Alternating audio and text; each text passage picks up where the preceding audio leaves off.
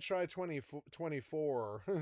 Last year it was $16. Now it's 24. It's like 24 to buy. Okay, a loaf of white bread is like $3.50. The American, let's pull out the calculator. I know what it is because I buy these things. I do. Well, I did. A loaf of bread right now, yep, is like 3.50. American cheese, yeah, that's about right actually. 4.98, which is so much money for fucking cheese.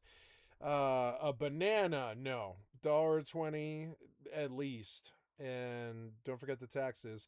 Chocolate chip cookies, nope. Try 7.99. And milk, yeah, 4.26 is fair. That is actually fair, yeah. So yep, I was not that far off. I was like, nope, try 24. And I was off. It was $21.93. But I mean, this is wrong.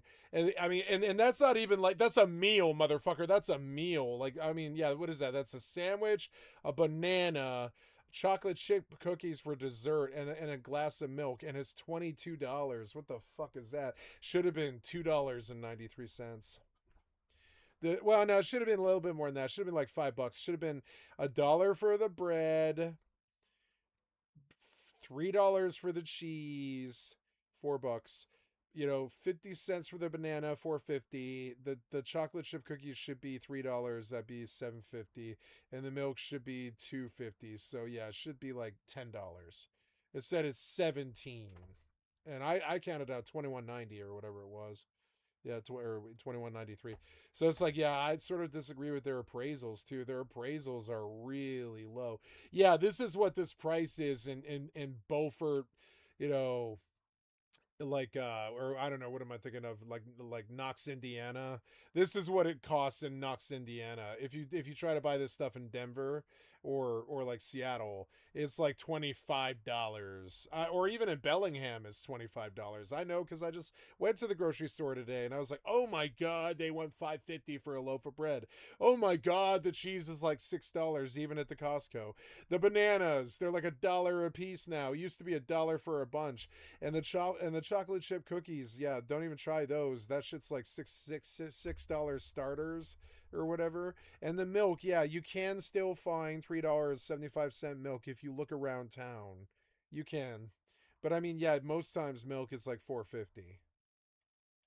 I, according to that video, This affordability thing, it's not a hoax. It's a real thing, motherfucker. We're used to paying $3 to $7 for this stuff. You can't afford the Big Mac meal, but you can go take $6 to the Safeway and buy a loaf of bread and a thing of cheese and some mayo and a bag of chips for 5.50. That's how it used to be. Even 10 years ago, like 5.50 would get you a nice couple of meals at the grocery store. Now it's like $16.50 gets you one meal. roughly a third of parents in that state, North Carolina, were saying their kids were not eating enough, specifically due to high prices. In fact, food prices are up 34.6% since 2019, outpacing the already stupidly high 29% of overall inflation. It's even worse for housing, where prices increased 60% between 2019 and 2025. I don't think I even need to share more inflation numbers here, right? I mean, I'm as pervy for numbers as anyone else, especially that voluptuous 8. But I think you get the point. The stuff we need the most, like homes and home fries and renting the movie Home Fries, are way more expensive, even accounting for overall inflation. And the result, according to data from the Consumer Expenditure Survey, is that Americans at every income level are spending a greater share of their income on essentials, defined as housing, food, healthcare, and transportation. And like some cruel joke, almost every subcategory of those four things has seen their costs go up higher than the average rate of inflation. Even GoFundMe says that the number of fundraisers launched to cover essentials was up 20% in 2025, which kind of buries the lead that they had quadrupled the year before that. Remember when crowdfunding was just about your indie movie, about four guys finding themselves on a road trip, and you needed $20,000 to buy feathers for the scene where the guys drive through a chicken coop? Those fundraisers still exist, and that movie will rule if I ever hit my goal, but crowdfunding sites are now mostly just People begging for stuff they need to live, on a Yep. platform That's owned by that's a how I view corporation crowdfunding. asking for a cut seems comically dystopian. Like that. Yeah, like I've done some crowdfunding, like Kickstarter stuff, and I have made a bunch of sites and stuff. And on each one I made, I explained that I'm trying to get out of poverty. I am desperate. I will provide a source of what I'm talking about. Here's my idea and all this stuff. I try to get an angel investor. I've done everything I can do to try and get out of fucking poverty. I've even come close to robbing a bank, honestly.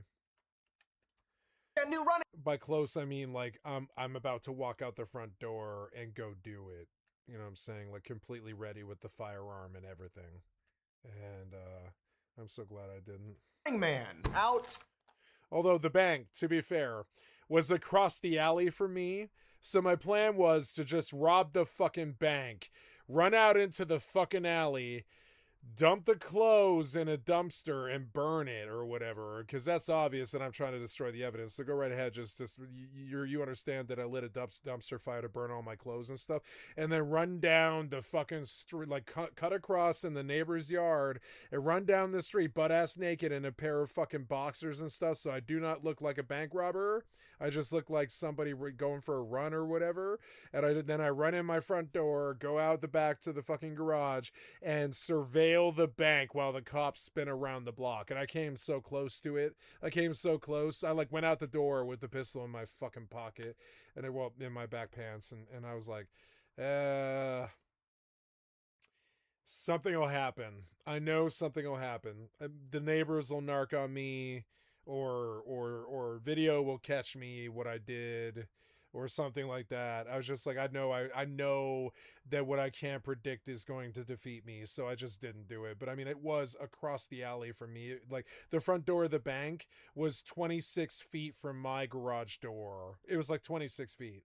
And that was also another thing that really scared me, is I was like, wow, I'm as close as anybody can get to this.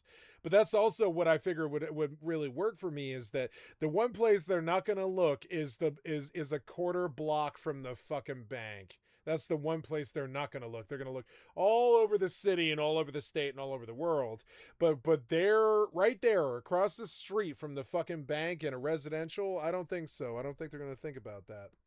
Maybe if they decide that I ran off on foot.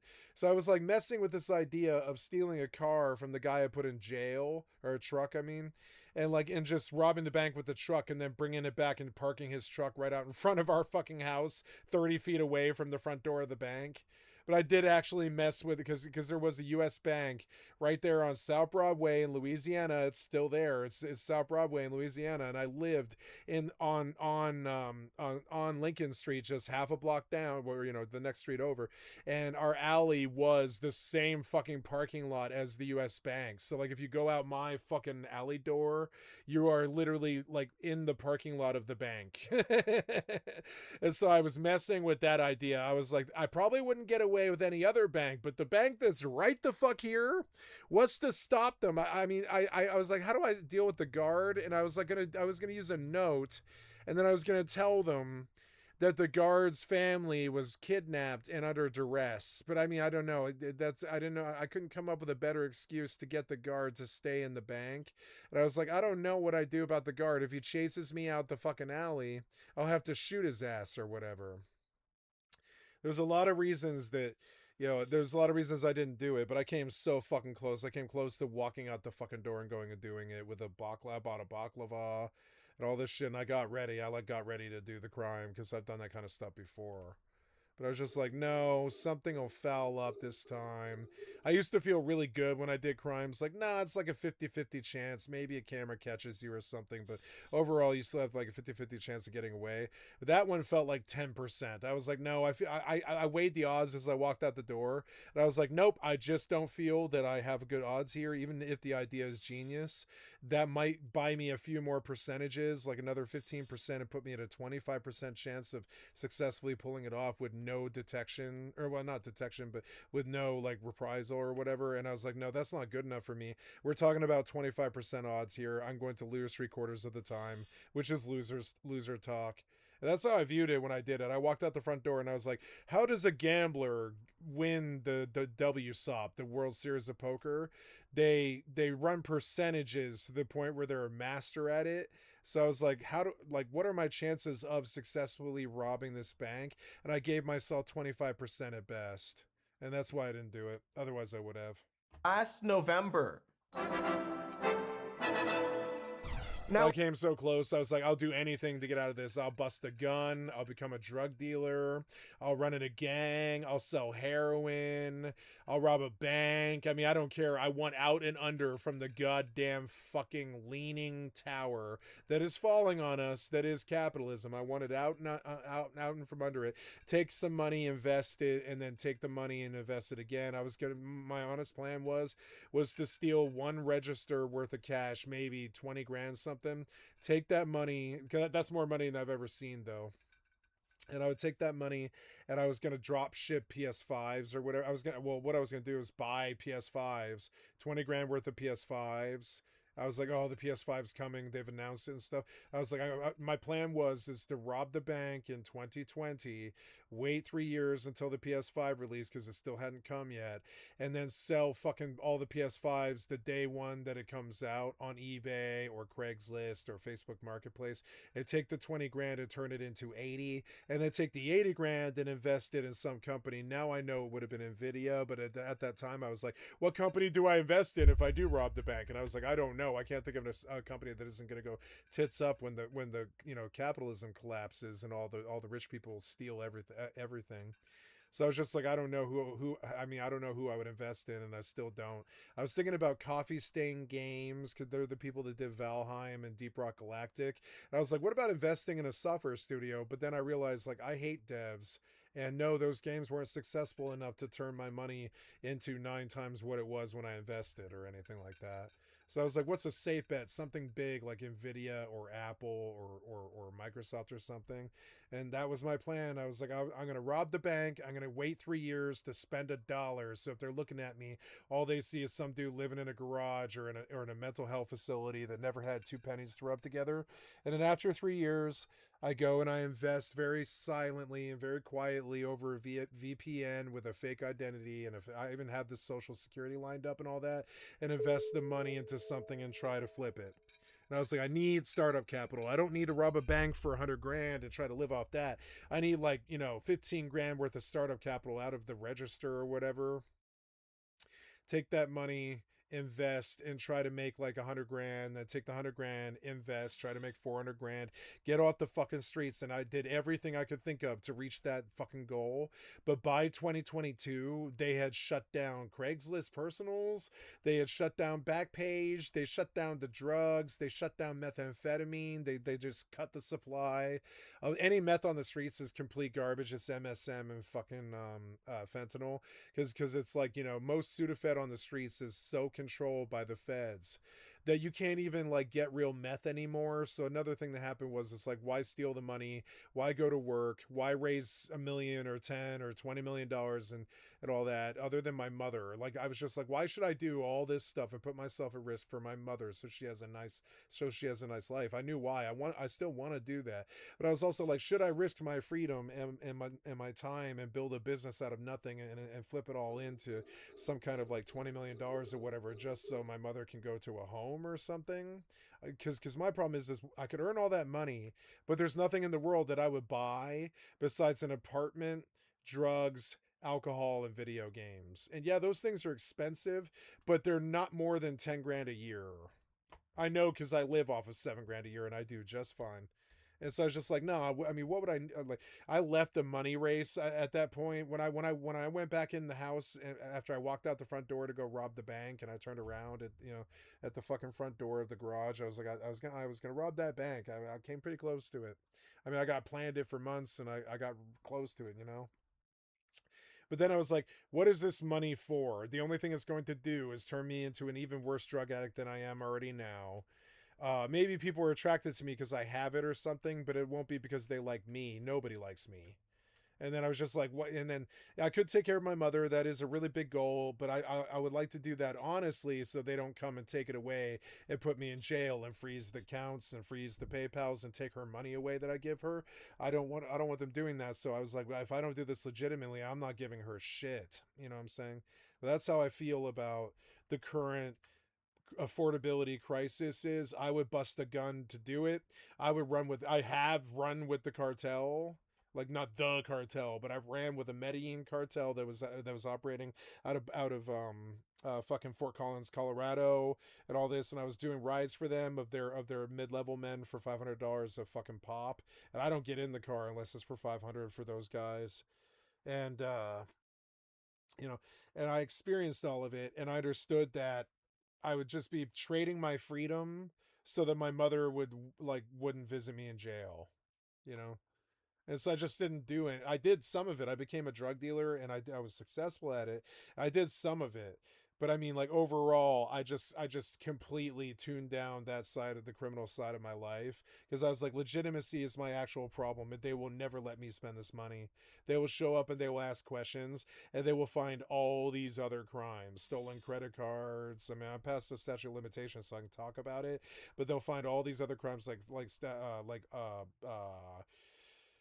not paying car rentals, not paying Hertz, not paying like the Hertz car rental people, not paying certain bills that I had, not paying rent, all this other stuff. Like, there was all these problems with it, and I was just like, I don't know.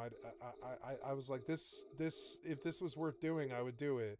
But the problem is, illegitimate money brings down such heat now that unless you've got a money laundering scheme, so I started working on that, and I went to the dark web, and I learned how to buy stuff and sell stuff on Dream, and I blew like $500 on Bitcoin just so I could see it, and I thought maybe if I could launder the money, it might be worth it. But even that, this has all these problems. Like, I learned, I don't know, 9 years ago that they can crack a VPN fucking easy. They've been able to do that forever, you know. So it's just like, crime doesn't pay. Video games don't pay. I mean, crime pays, but video games don't. Crime pays, but video games don't. Hello? Hey.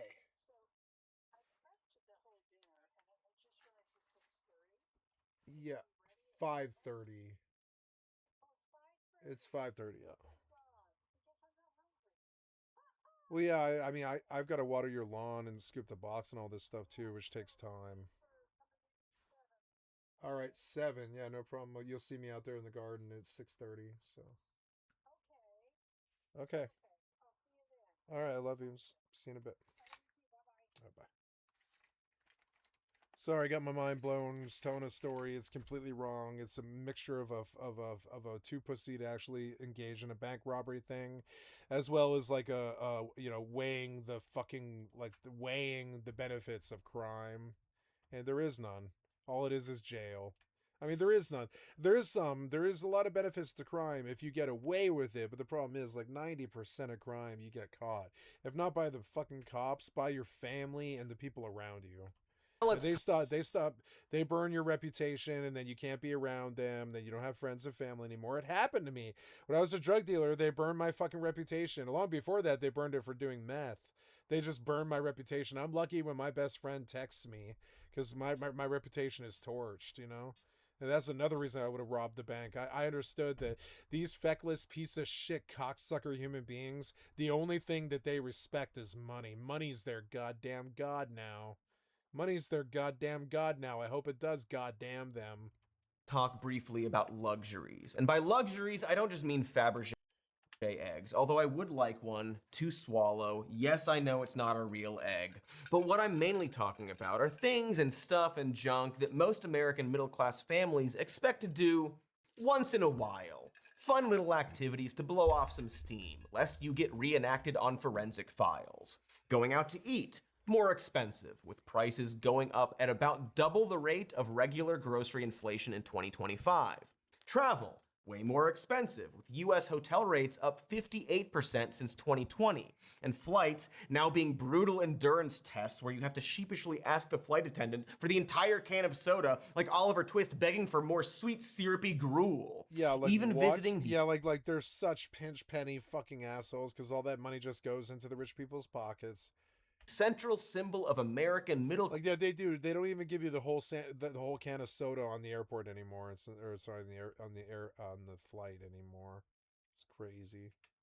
class prosperity, your Disney's land and world, are essentially out of reach for all but the richest quintile of Americans. Like, no joke, the majority of people who go to Disney World are childless adults now, because those are the only people who can afford $100 to $170 a ticket. Yep. Adults zipping around on Mr. Toad's wild ride, who the doing okay, mushrooms. So you've got like 2 kids and a wife or a husband.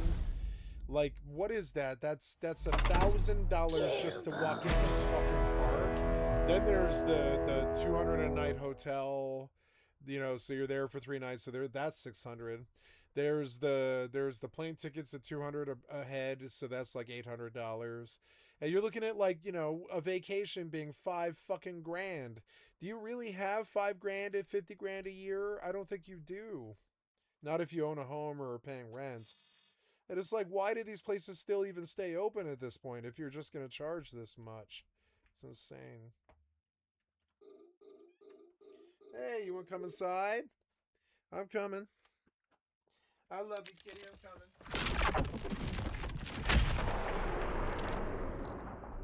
Yeah, you coming inside? Okay. I got you, kitty.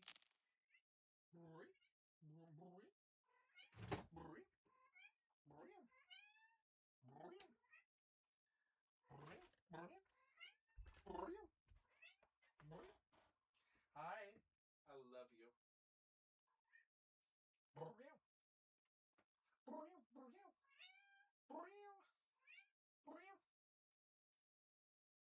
I love my kitty.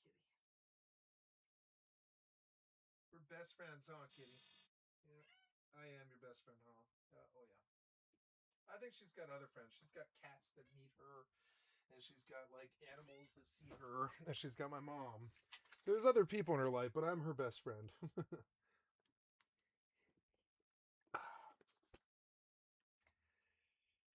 Drop it off before it makes noise. Drop it off. I hit the button on the remote wrong. Go back, go back, go back home. Go back to the PC and don't ever change it. It's so annoying. Constantly changes inputs on me for no reason when I bump the remote. Getting some pics for Instagram. Does that sound like Walt Disney's vision?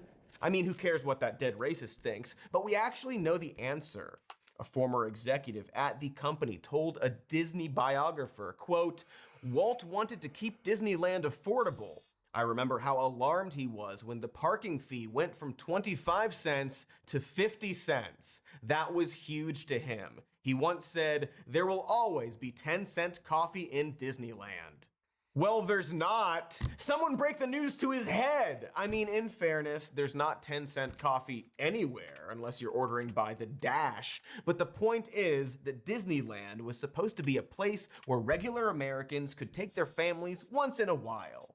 Of course it was. That's the entire point of an amusement park. It's for the middle class to feel some fucking joy. You think Bill Gates needs to feel the rush of the Matterhorn? He can build his own. Anyway, cut to today, and here's how Disney executives talk about it now. And Walt Disney World had its biggest Q3 ever. So certainly feel good from the perspective of those businesses. Traffic was solid, up a little bit, and then per caps were up very, very solidly. So, you know, I know there's lots of concern about the consumer in the United States right now.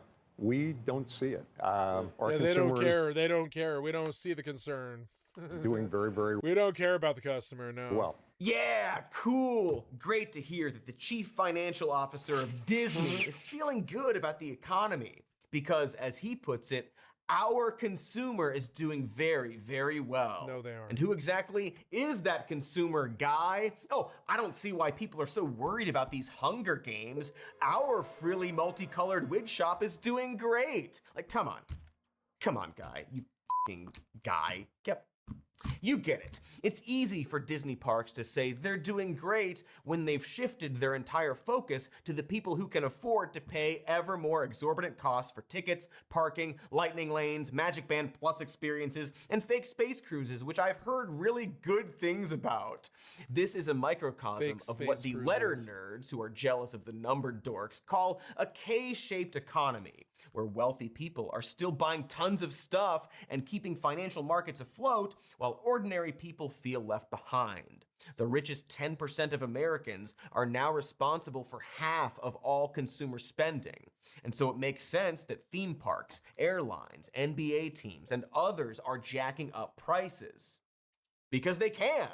There's a large group of people out there willing to pay them. It's not like this human bottle of Elmer's glue is doing it just to be mean. And, well, he's also mean. And it's hard to see how they'll ever stop doing this. Because, and this is key, there are more rich people now than there used to be. The share of Americans who make more than double the median income has increased significantly in the last 50 years. And well, I guess I'm happy for those people. Way to go, Richies! What it results in is a middle class that no longer feels that it can meaningfully participate in much of society, because there are now enough rich people to represent a viable consumer demographic, enough so that every company is more than happy to abandon everyone else. Why charge $30 for a concert ticket when you can charge hundreds instead? They'll pay it either way. Sorry, non-wealthy Americans, they don't need you anymore. Their consumers are doing great. They're consumers. Maybe come back when you accumulate enough generational wealth. This is part of the answer to that question you'll see, sometimes even on this show, that goes something like, why do people think the economy is bad when it's actually good?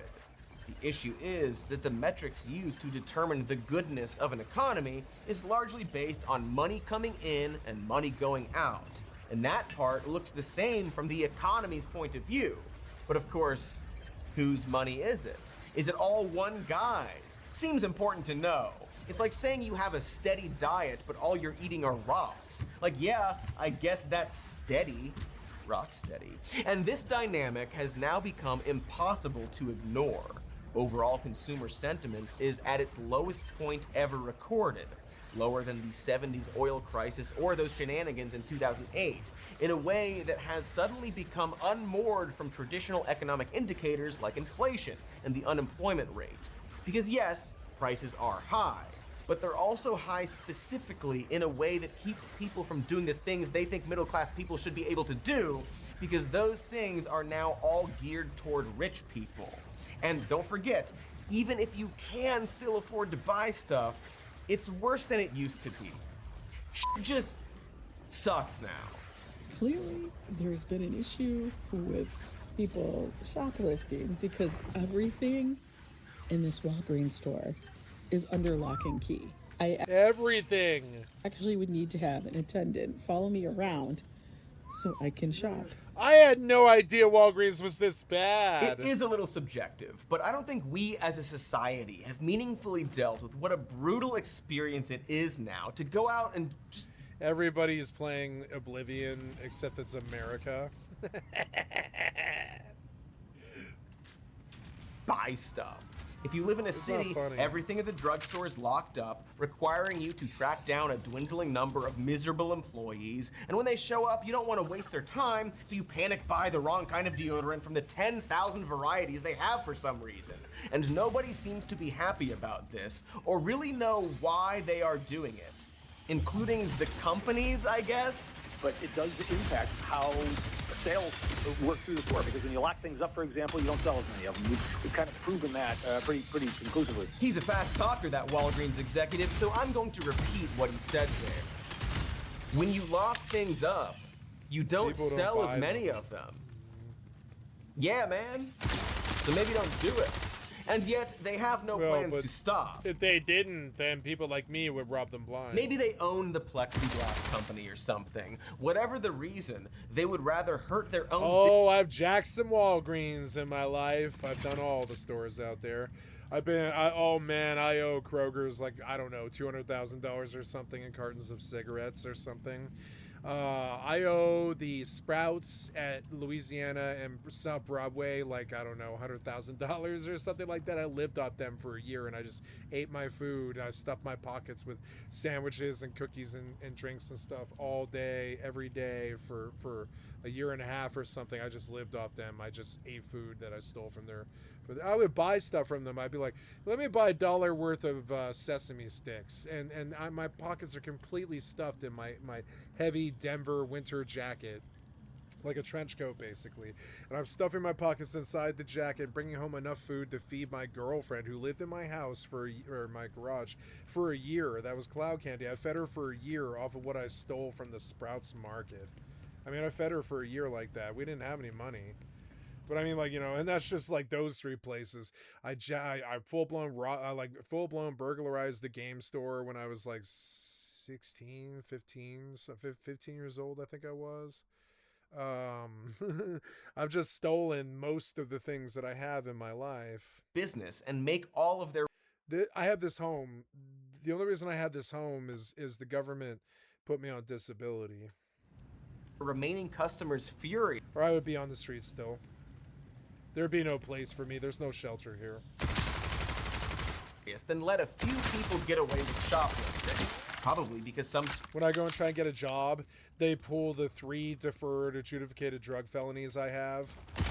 They are deferred adjudicated felonies, but it's two deferred adjudicated drug felonies and 1 deferred adjudicated theft felony. And they see that, and they're like, wow, we can't give you a job at McDonald's or whatever. But they will give me a job at Uber.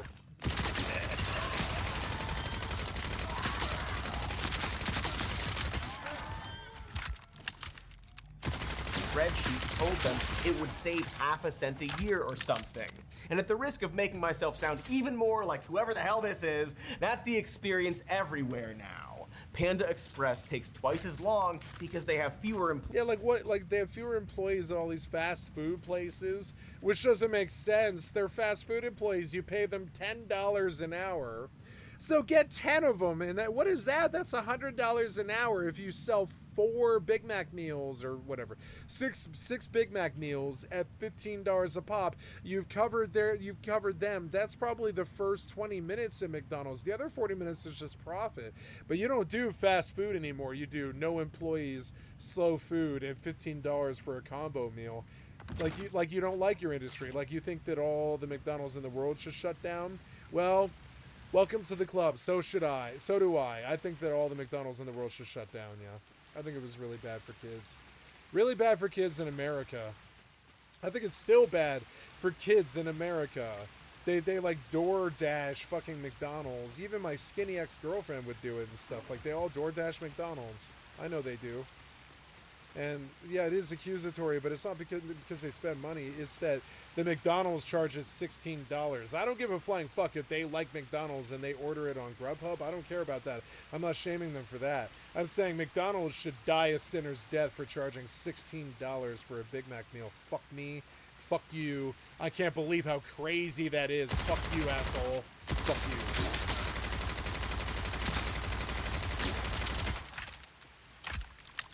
Employees than they used to. Fuck Ray Kroc and his stupid dead ass. I can't believe how mismanaged this company was. And when McDonald's did it, they all did it. They all started charging $15 for a combo meal. Fuck them. I don't care. I don't care about inflation. That shit is part of the inflation.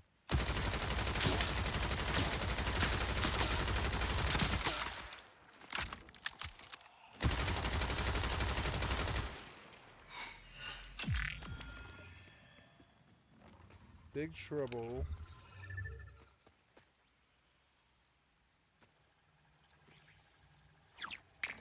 Oh yeah, he like explodes, and it uses up like a bunch of his stuff. Okay, I don't know. That's right, I forgot. I don't think I want that. Can I reset my skills? Yeah, I spent that in like, what did I do? I did like, I think it was that one. Yeah, command skill. Press and hold to command to explode himself. I want to reset my skills. Can I do that? No. Oh well. Hi, kitty. How are you?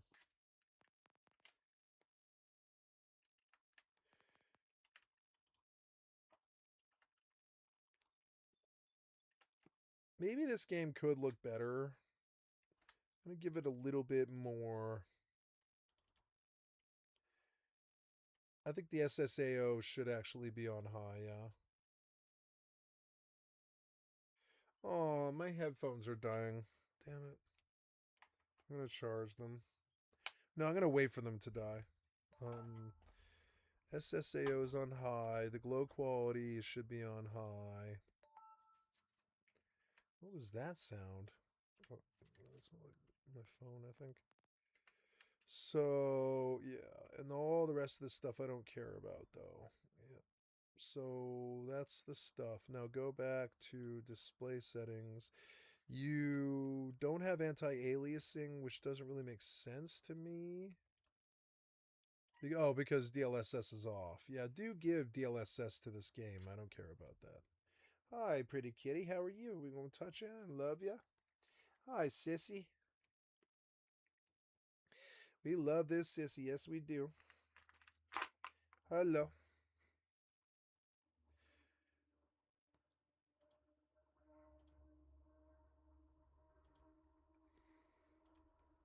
Yeah, we put it on auto. Don't claw my leg. And now I don't see the frame generation at all. Oh, on...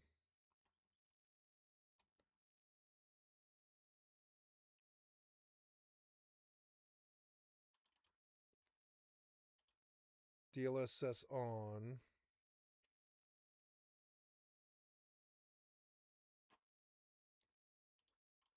And put it on DLAA. Or I don't know, quality is probably better, honestly. Or I don't know, balanced. Balance is probably best because it's like it'll still look good, but it'll still be like good frames. So, yeah. Now bomb out. Yep, game looks better and it's not taking any more than I think it was before, basically. But it looks better. Okay, so did things pop yet? No. Hi, beautiful kitty. I love this beautiful kitty.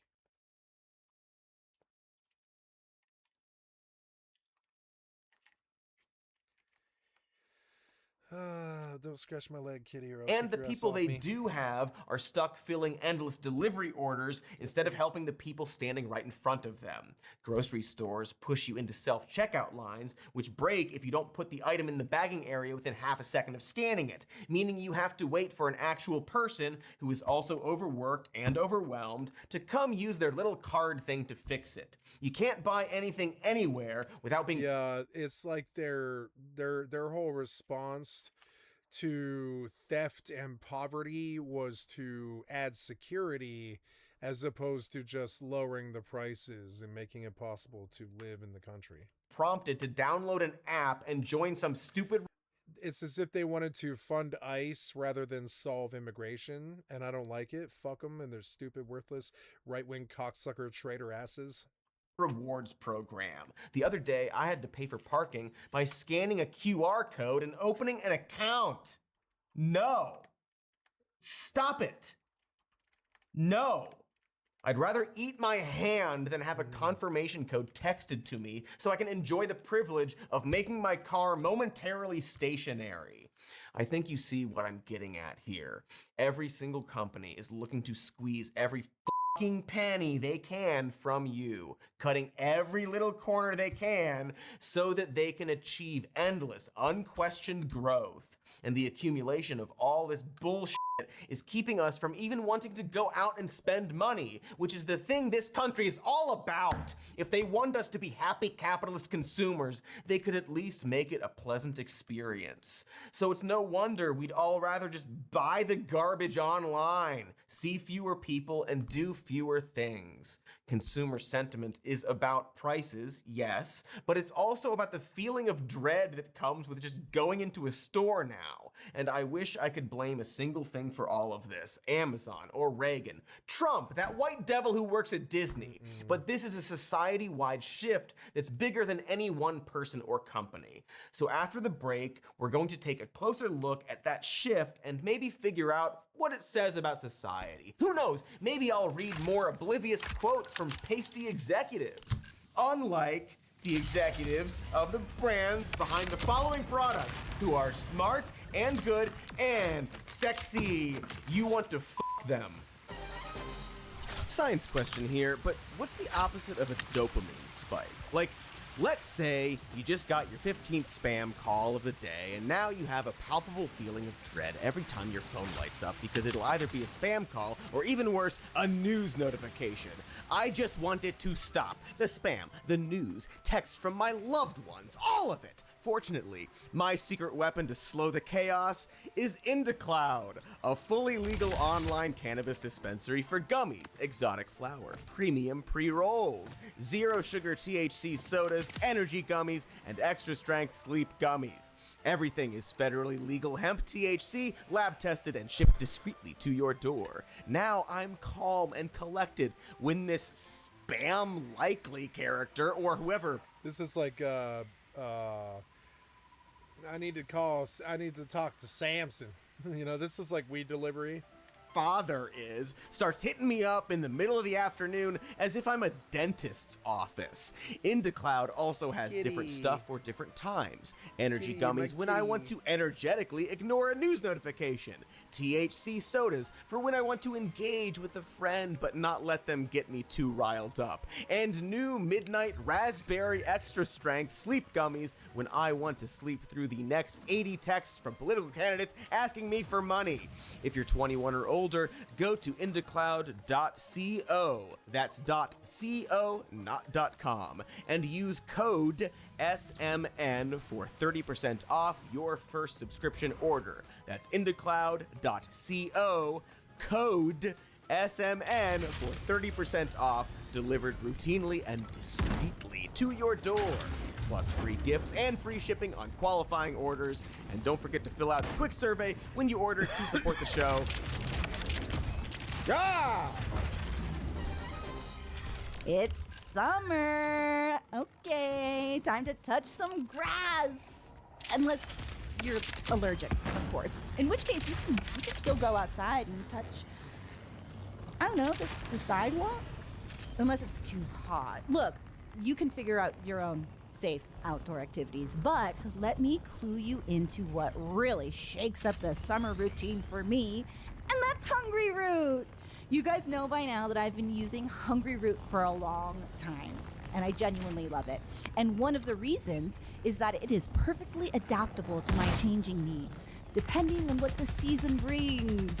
For example, right now, I'm doing a lot of outdoor picnics, lots of quick lunches, and Hungry Root has been building my orders around that. It is personalized to my tastes and needs and keeps getting better over time, which makes it the only algorithm in existence that is actively nourishing my soul instead of eating it. Plus, gluten-free key lime pie cups for dessert. Yum! Unless you have like some sort of antipathy to lime. But they have lots of stuff. Not just lime stuff, that's my point.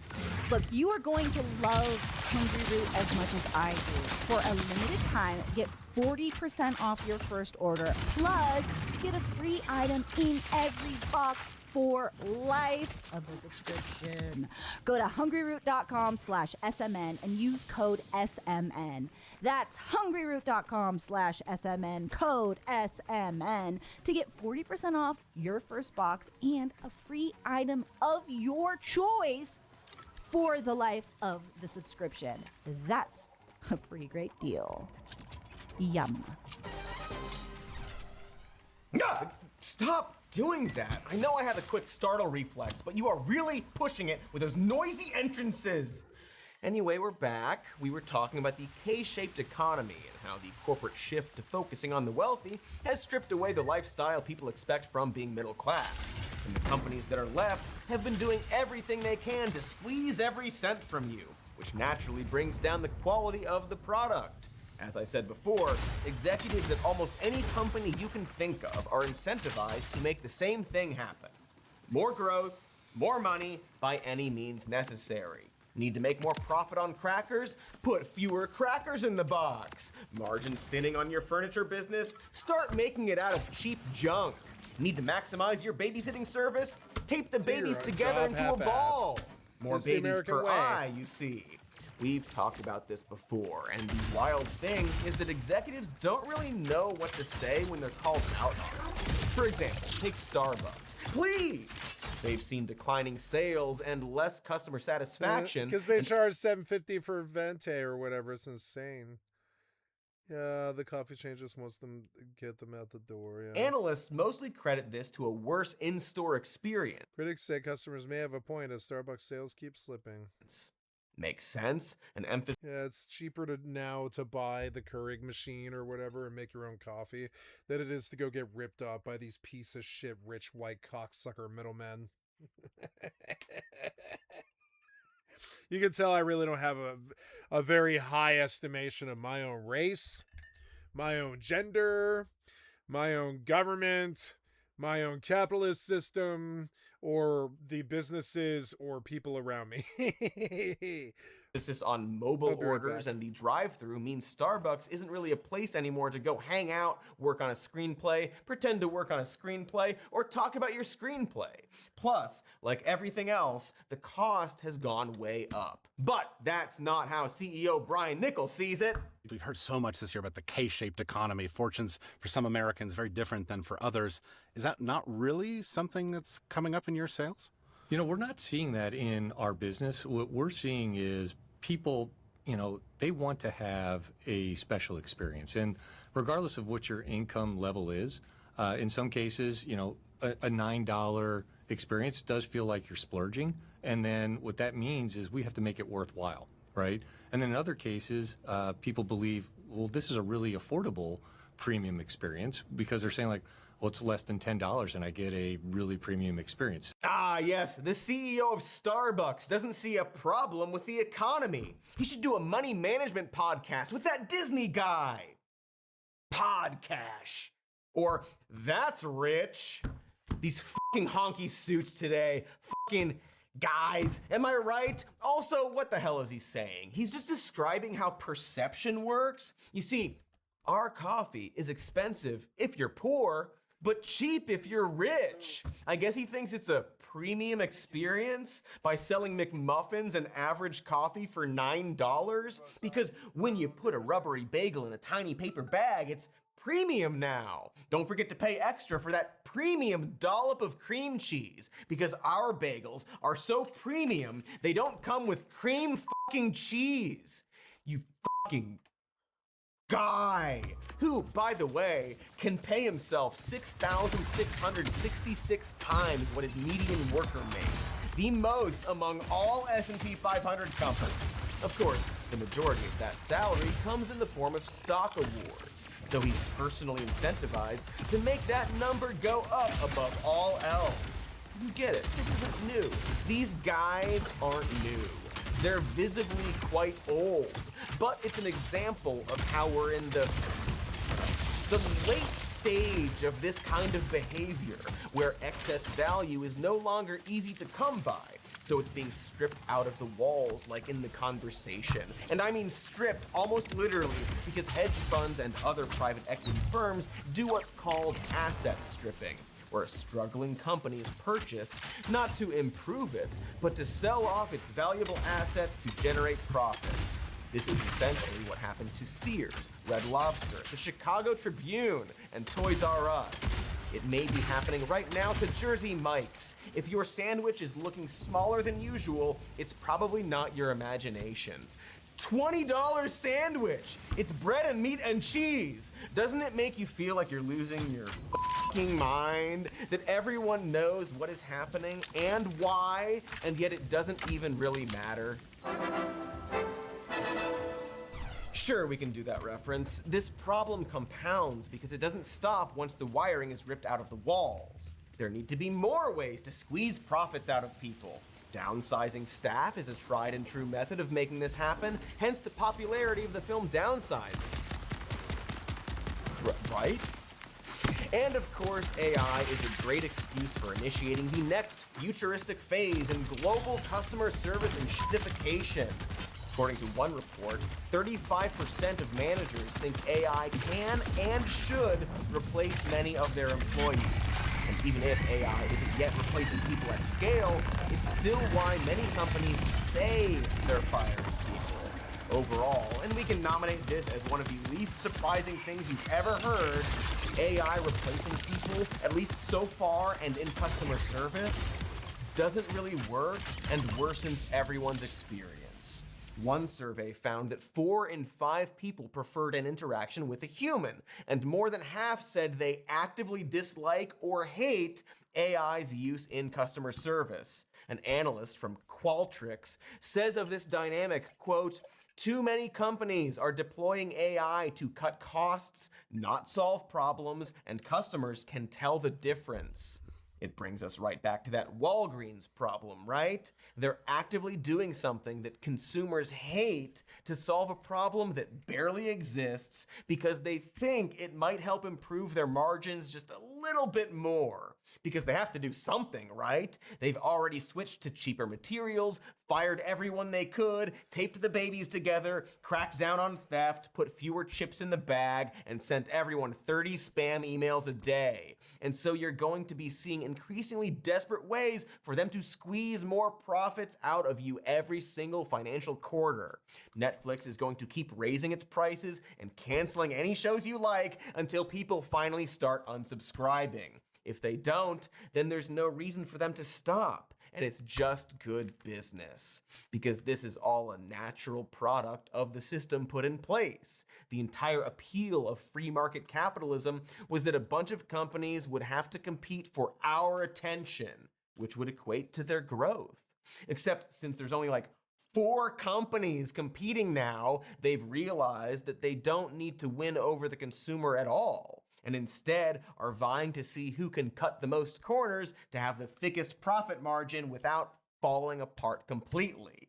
Then the winner gets to envelop the loser. Sorry, Spirit Airlines, you flew too close to the sun. Not literally, that would have been too cool. Airlines are, of course, the clearest example of this. Everyone has to fly sometime, so they have zero incentive to make that experience more pleasant. It's just, who can be the cheapest without literally crashing and burning? And so naturally, they are all nickel and diming you for every piece of luggage and the ability to even pick your fucking seat, because what are you gonna do? Huh? Walk?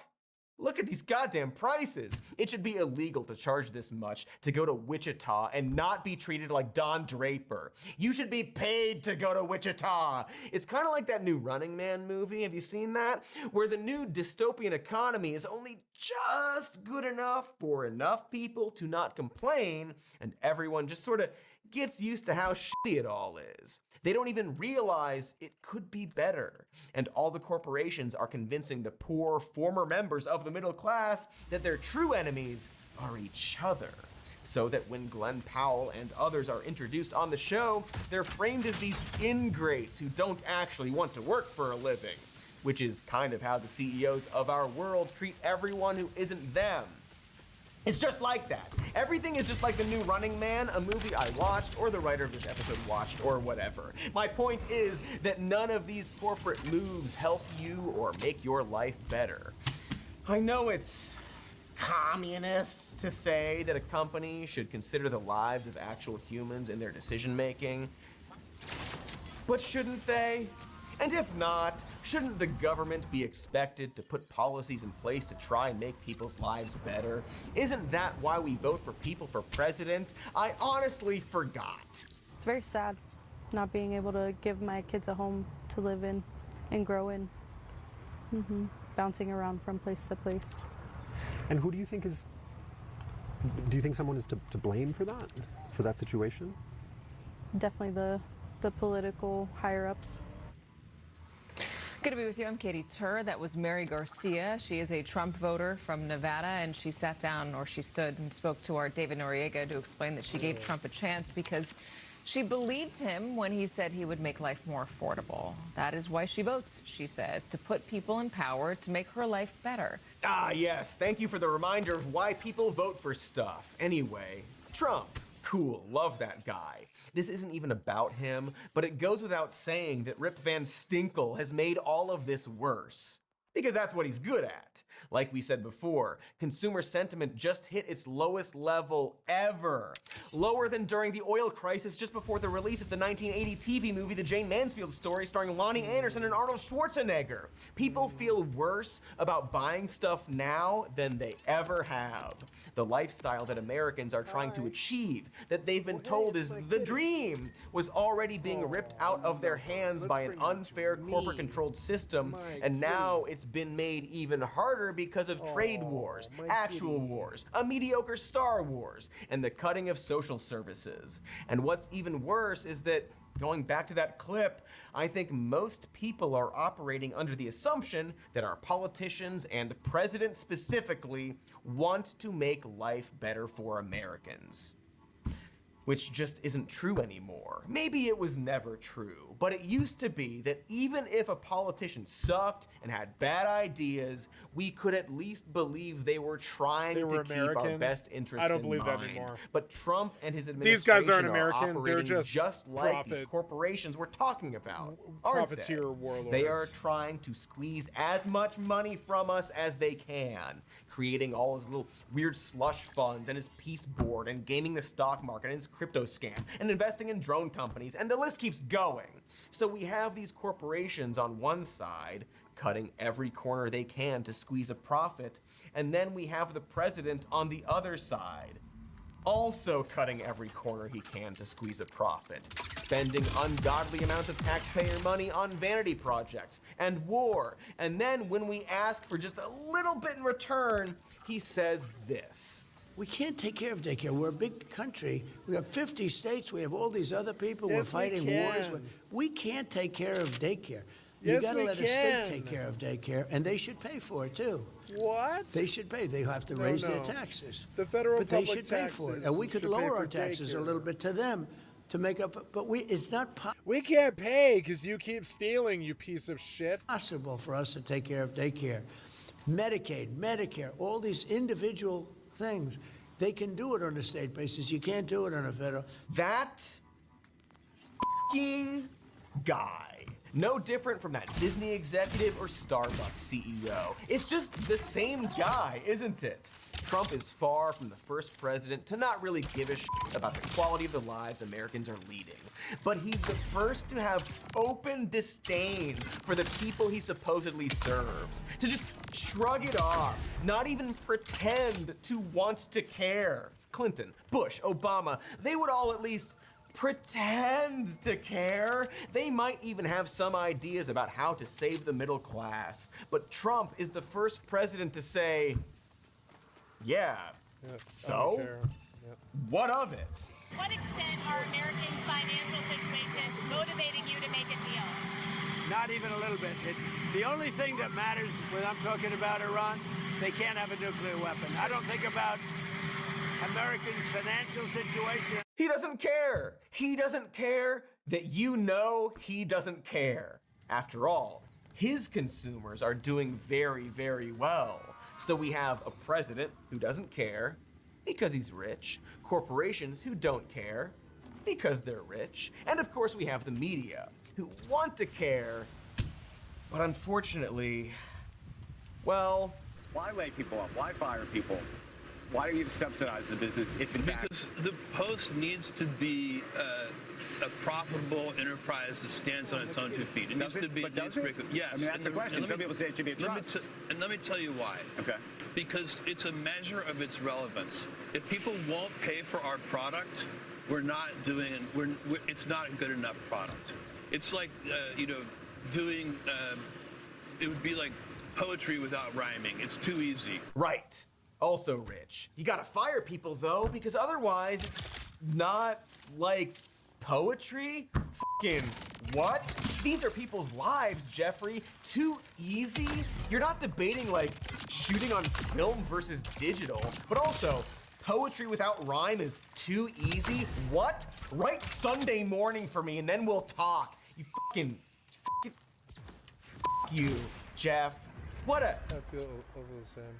Shave your fucking face, man. So the media is coming exclusively under the control This of coming God. from you, Cody. This coming from you. who feel that the news should be some kind of minimum viable product, that its goal is not to inform people about what's happening in the world, about reality, but to parrot back to them things that they already believe so that it's profitable. Here's a dipshit explaining exactly that. And really who we want to talk to is the 70% of Americans and really around the world that identify as center-left and center-right. Thank you, dipshit. That stat David Ellison gives about 70% of Americans identifying as center-left or center-right, that's not true. At least not in any survey we could find.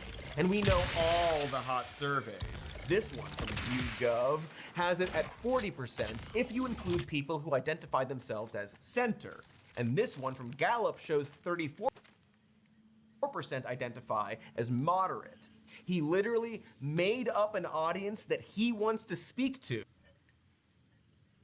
It's profitable. Here's a dipshit explaining exactly that. And really who we want to talk to is the 70% of Americans and really around the world that identify as center-left and center-right. Thank you, dipshit. That stat David Ellison gives about 70% of Americans identifying as center-left or center-right, that's not true. At least not in any survey we could find. And we know all the hot surveys. This one from YouGov has it at 40% if you include people who identify themselves as center. And this one from Gallup shows 34% identify as moderate. He literally made up an audience that he wants to speak to, and the ratings speak for themselves. Bezos, more like Bozos, did the same thing. He turned the Post's op-ed page conservative, and the numbers tanked. But making money, despite what Bezos says, isn't actually the point. It's an attempt to craft a reality that directly benefits them and their viewpoint. Media consolidation, in general, results in more right-wing perspectives and less local news. So all this stuff we've been talking about, the enshittification of products and experiences, the inability of anyone who isn't rich to meaningfully participate in leisure activities. It's stuff you're increasingly likely to only hear being criticized on the news if a Democrat is the president. Otherwise, everything is going great, which perhaps is why people voted for Trump to begin with. Because if you only hear about your very real economic troubles when a Democrat is president, you might accidentally think a Republican strongman will save you. So let's take our last break, please. And when we come back, we will talk about just that. The psychological and political repercussions that happen when 2/3 of the country doesn't think they'll be able to retire before they're 70, and they're probably right. Now check out this stuff to buy. Starting a business is a big deal. I should know. This thing I'm doing right now is, I've been told, a business. And for the longest time, I thought this was just like Pilates class, but for my voice. And Shopify makes starting a new business simpler. All the tools you need to launch are already included and ready from day one. So there's no more excuse to not take that side hobby you do with a bunch of acquaintances and make it a real business. Shopify's online tools help you set up a website fast with no coding necessary. And Shopify checkout helps more customers actually buy, since I assume you're going to want money for this business of yours. Plus, if questions come up, Shopify's Sidekick Assistant is ready to help you troubleshoot and keep moving. So stop putting off what you know needs to be done. Monetize stuff. Monetize it all. All you need is the idea. Shopify handles the rest. Start your free trial at shopify.com/more news. That's one more time. Start your free trial at shopify.com/more news. You should do it. Listen to me, your friend Katie, who's never led you astray. Shopify.com/ you guessed it, more news. The cat days of summer are coming up, so get out your scratching boards, empty the litter pan, and space out with some movies on Pluto TV that may or may not be cat-related.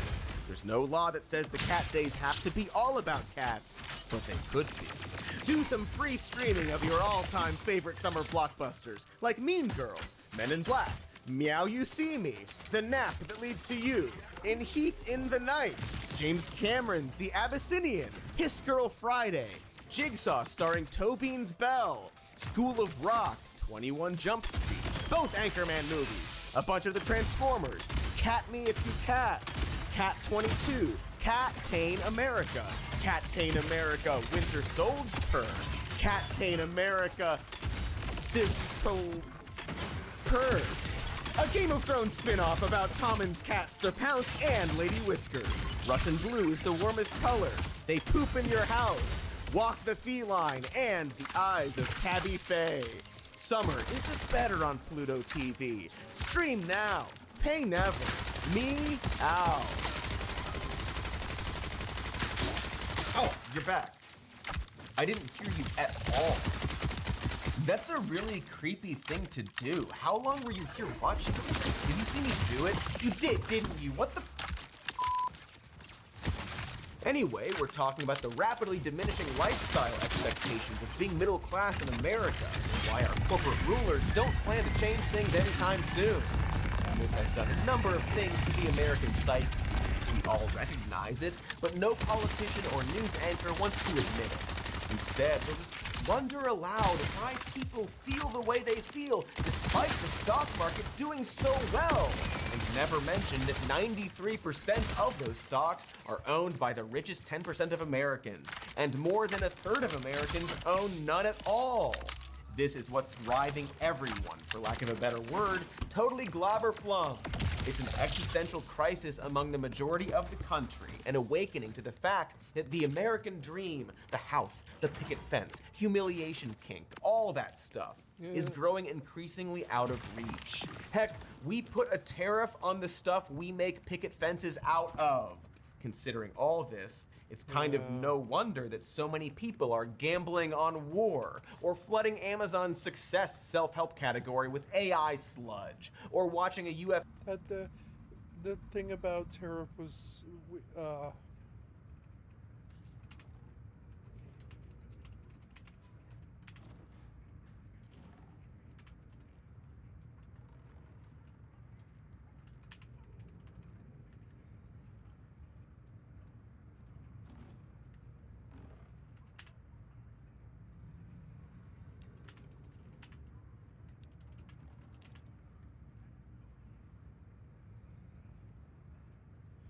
to tariff.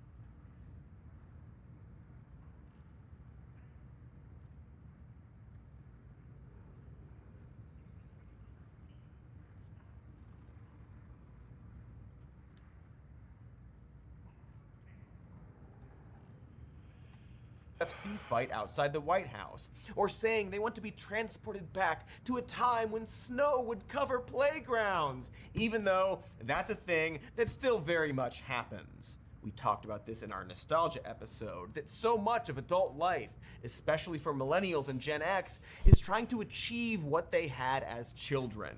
And it's not that Pizza Hut was necessarily better, although it probably was. And in fact, since we wrote this episode, Pizza Hut has been sold to a private equity firm because of course it was. But it's that many adults are simply able to buy less stuff, or fewer things if you prefer, than their parents could when they were kids. They used to go on vacations, and now they can't. My mom had so much more stuff and such a better life than I did. And I resent her for it, but not her generation.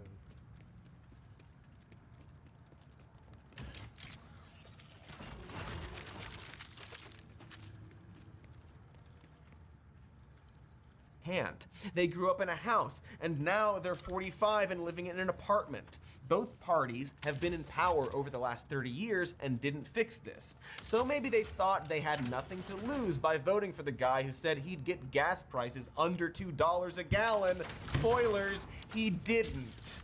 I think this is why Gen X specifically got this nostalgia Trump disease especially bad. Right now, they're the only generation where a majority still think Trump is doing a good job. And they were largely the last adult generation to get a taste of what that middle-class lifestyle was supposed to be before the Great Recession kind of ruined it for good. They were just arriving at the party when the taps went dry. For example, you know what the median birth year for someone buying a home in 2006 was? 1967, putting the home buyer at 39. You know what the median birth year is for someone buying a home today? Still 1967. Only now that home buyer is nearing 60. It's hard to imagine this, but buying a home used to be a common rite of passage into adulthood, and now it's a retirement pipe dream. And a lot of that Gen X group had to watch it slip away just out of reach. They got their little mitts in the pie, had the pie ripped out of their hands by a cartoon wolf, and now they want what's coming to them. And they're more than happy to listen to the guy blaming immigrants and blue-haired liberals for all their woes.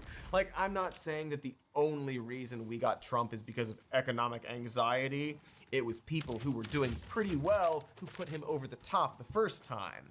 What I'm saying is that people don't tend to join a cult if they're content with their lives. Doesn't mean only sad people join cults, but it makes it way easier for the cult leader if they're sad or angry. Not to mention that it's way harder to address the increasing problems with capitalism than to simply point to some brown people and claim they are the reason Coldplay tickets are too expensive now. Coldplay ref, you're welcome. This whole dynamic has been a strong undercurrent in our society pretty much since the last financial meltdown, or I should say, the 2008 financial meltdown, in case another one has happened since we filmed this. It's pervaded pretty much every aspect of our discourse, and nobody is immune. It's why one of the biggest movies out right now is a horror film made by a 20-year-old about a financially struggling middle-aged man literally getting lost in a maze of nostalgia. Everyone feels it, even rich people. Oh no, not them! You may not have noticed, because why would you notice? But every few months, there are new articles from CNBC or the Wall Street Journal about rich people who don't feel rich. Because just like the middle class, rich people have a very clear expectation of what it means to really be rich. Not just some podunk kicker millionaire. You gotta be a billionaire now. After all, we've now got our first trillionaire. Or maybe not. Oh, you're so close, Elon. You can do it. We hate you so fucking much, man. Oh. And just like the middle class, rich people are also noticing that shit is just too expensive now. For example, a few years ago, then presidential candidate Joe Biden was pitching tax hikes for anyone making more than $400,000 a Gonna feed my cat. year. And CNBC ran this big, whiny article with a chart of expenses that supposedly showed how, well, actually, if you live in a big city and you include a mortgage, property taxes, maxing out a 401k plan, putting aside money for your kid's college education, 3 vacations a year, life insurance, thousands of dollars worth of clothes, and getting food delivered all the time, there's not much left over for, I don't know, a fucking yacht. You can only afford 2 Eyes Wide Shut orgies this year. It used to be 3. What a world. These rich fucks, obviously. I'm just pointing out that there's a ripple effect here. Until one day, the only person who can afford to go to Disney is just Elon and his 17 kids who hate him, all named Excalibur or Xenophobia or whatever. Everyone is unhappy, is the point. Especially Elon Musk. So that's the good news, actually, if you're spiteful. Which I am. And so it doesn't really help to point out to people that actually wages have gone up since the start of the pandemic. Because those rising wages, even if they beat inflation in certain categories, have likely been eclipsed by the rise in housing and healthcare costs. These load-bearing costs that weigh people down even if they got their standard 3% raise last year. Even if some stuff is cheaper, doesn't matter when needing an ambulance will bankrupt you. And it's hard to get out of this, right? Besides doing a Mad Max, once prices go up, they overall tend not to go back down. And so it's genuinely good that people at the lowest end of the economy received significant wage gains in the last few years. And most people, fortunately, don't stay living in poverty for more than a few years. We're not in the Hunger Games, is my point. But we're just sort of getting by, hoping that another disaster doesn't hit us. And you can really feel our expectations just fade away more and more to the point where the only economic praise someone can muster up for the president is this. What this really means for me is, as they said last year, my husband, he was diagnosed with stage 3 cancer. During that time, I was able to take some time and take him to his appointments and, be there with him.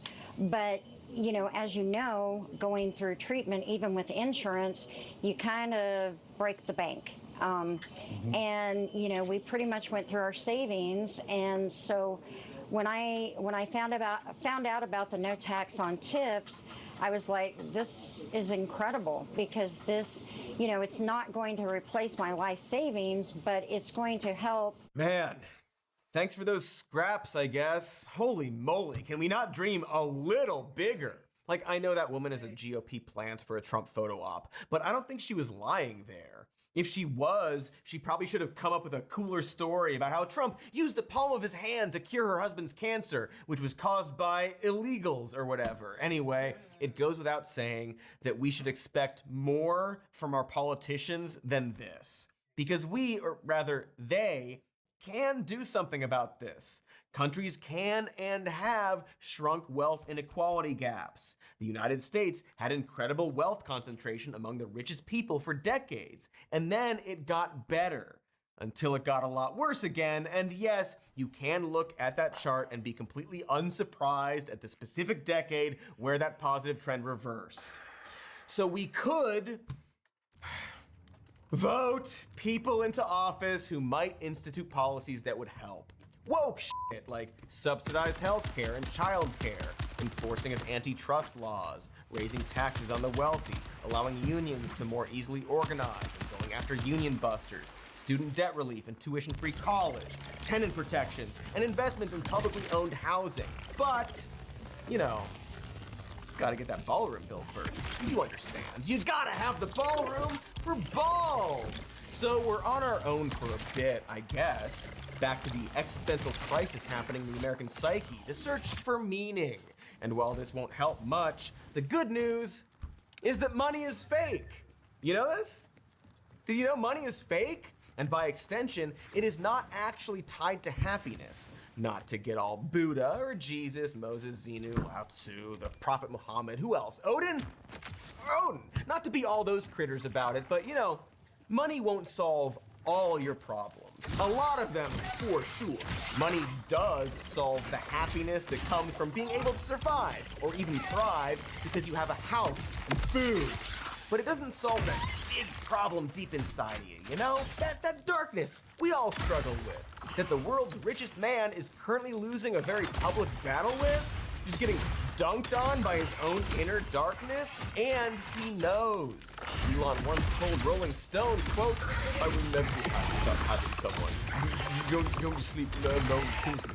It's not like I don't know what that feels like. Being in a big empty house and the footsteps echoing through the hallway, no one there, and no one on the pillow next to you. How do you make yourself happy in a situation like that? I know I'm not saying anything revolutionary here. Back in the very specific year of 1999, we made multiple movies about how consumerism was a trap and how it didn't fulfill our actual needs, where characters willingly put themselves into poverty because it freed them from the shackles of the middle class, an idea that is very, very quaint now. Some of those films aged better than others. One of them has a plotline where a father bravely refuses to f his teenage daughter's friend. And then we just gave it all the awards. But something these films all had in common was that this anti-consumerism idea would spread through the characters like a virus. That if just one or two people did this, others would follow. As if they've just woken up, or in one case, literally woken up. And what I think all of these films were at least trying to articulate is that we, as a society, need to redefine what it means to be happy, what we want the American dream to be. And even in times of economic strength, we should never tie that to money. Yes, we need houses and healthcare and food, and we need to push to fix our material circumstances and reduce wealth inequality. But we can also make our own fun while we do that. We can set the tone, not just for our own sake, but as a way to change things too. Only 18 months after opening to much fanfare, the Star Wars Galactic Super Cruiser Hotel is preparing for its final voyage. The pricey hotel and immersive fan experience at Disney World will close its doors on September 28th. At nearly $5,000 a couple for 2 nights, the price was out of reach for many Star Wars enthusiasts. Disney made an elaborate and luxury Star Wars LARPing hotel where a 2-day stay started at nearly $5,000. What? Dollars. It's just a rich people's hotel, a Star Wars hotel. That was the starting rate. And that hotel shut down a little over a year later because nobody fucking went or liked it. And I don't know, maybe that's because the hotel sucked. But also, that is an example of a company pricing their own customers out and fail. We're out of the era of Taco Bell Hotel. But Taco Bell Hotel was a thing. It started in like 2017 or 2020, something like that. And it was a thing. I still want to go. I want to go to Taco Bell Hotel because it was novel when it first came. But this is just you dumping $1 billion and I don't care about it. And perhaps if that happens enough times, they will start to wonder if maybe... Well, I have to stop now, guys. My headphones died. Let me get a save. Hopefully, like some kind of save from something. Are you saved? I don't think it is a save. I think I'm gonna have to restart this whole level, but I think it at least like saves my progress in terms of the XP, which is good. But I am going to go to family dinner and water the garden, and yeah.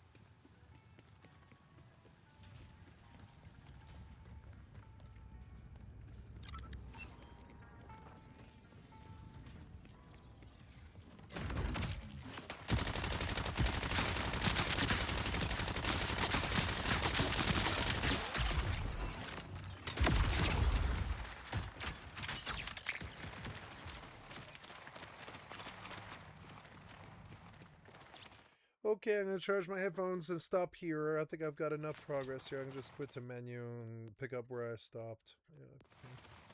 So, going to family dinner. Going to water the garden. I already scooped the cat box, which is nice, which is good.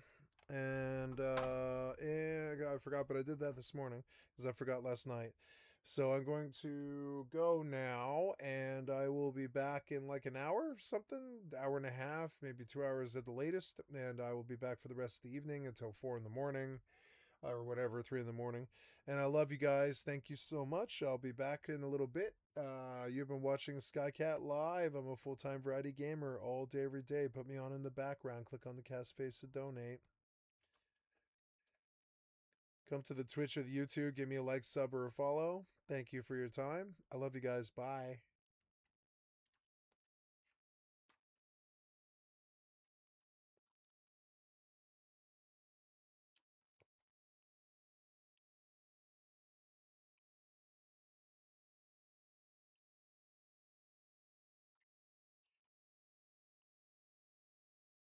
Daisy Chain Fields is cool.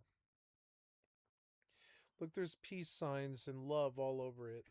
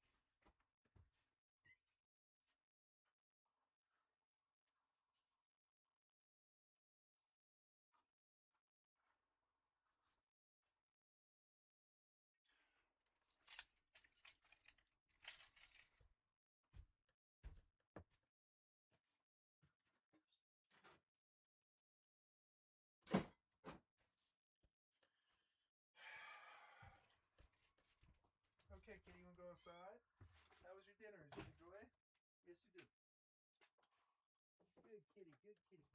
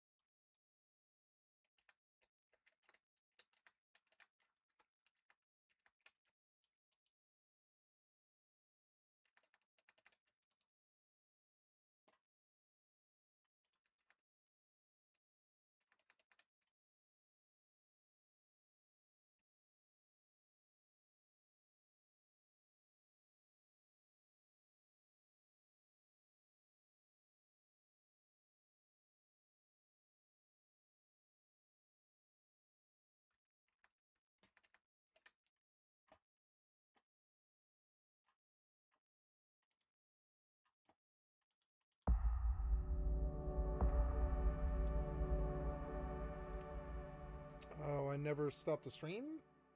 Oh, wow. Well, hi guys, I'm back. I'm sorry, I don't know why I didn't stop the stream. I thought I did, but no, I just got up and went. Well, I'm back, and here I am. I'm sorry, just going to it. I'm bad at stopping the stream, apparently, lately, because my memory is shot.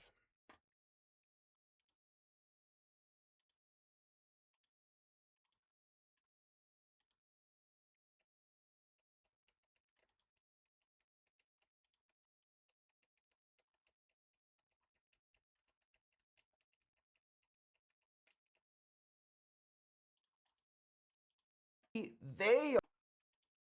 Good day, you absolute. They all sound like Carl Jobst.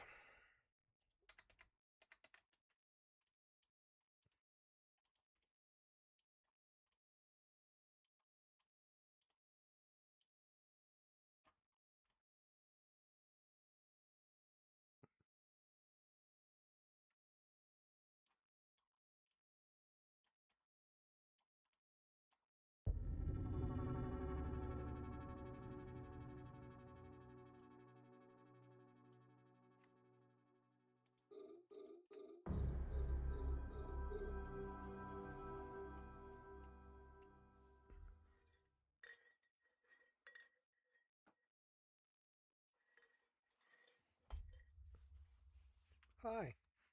Come to see me? Oh, my sweet kitty. My sweet little kitty.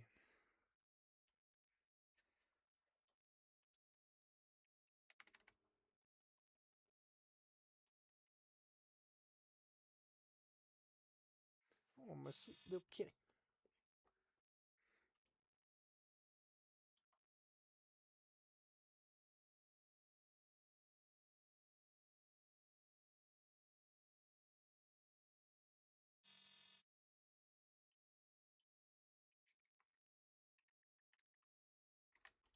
Legends. I am an absolute idiot, a buffoon, a meathead, an absolute nincompoop. Why do I say these things?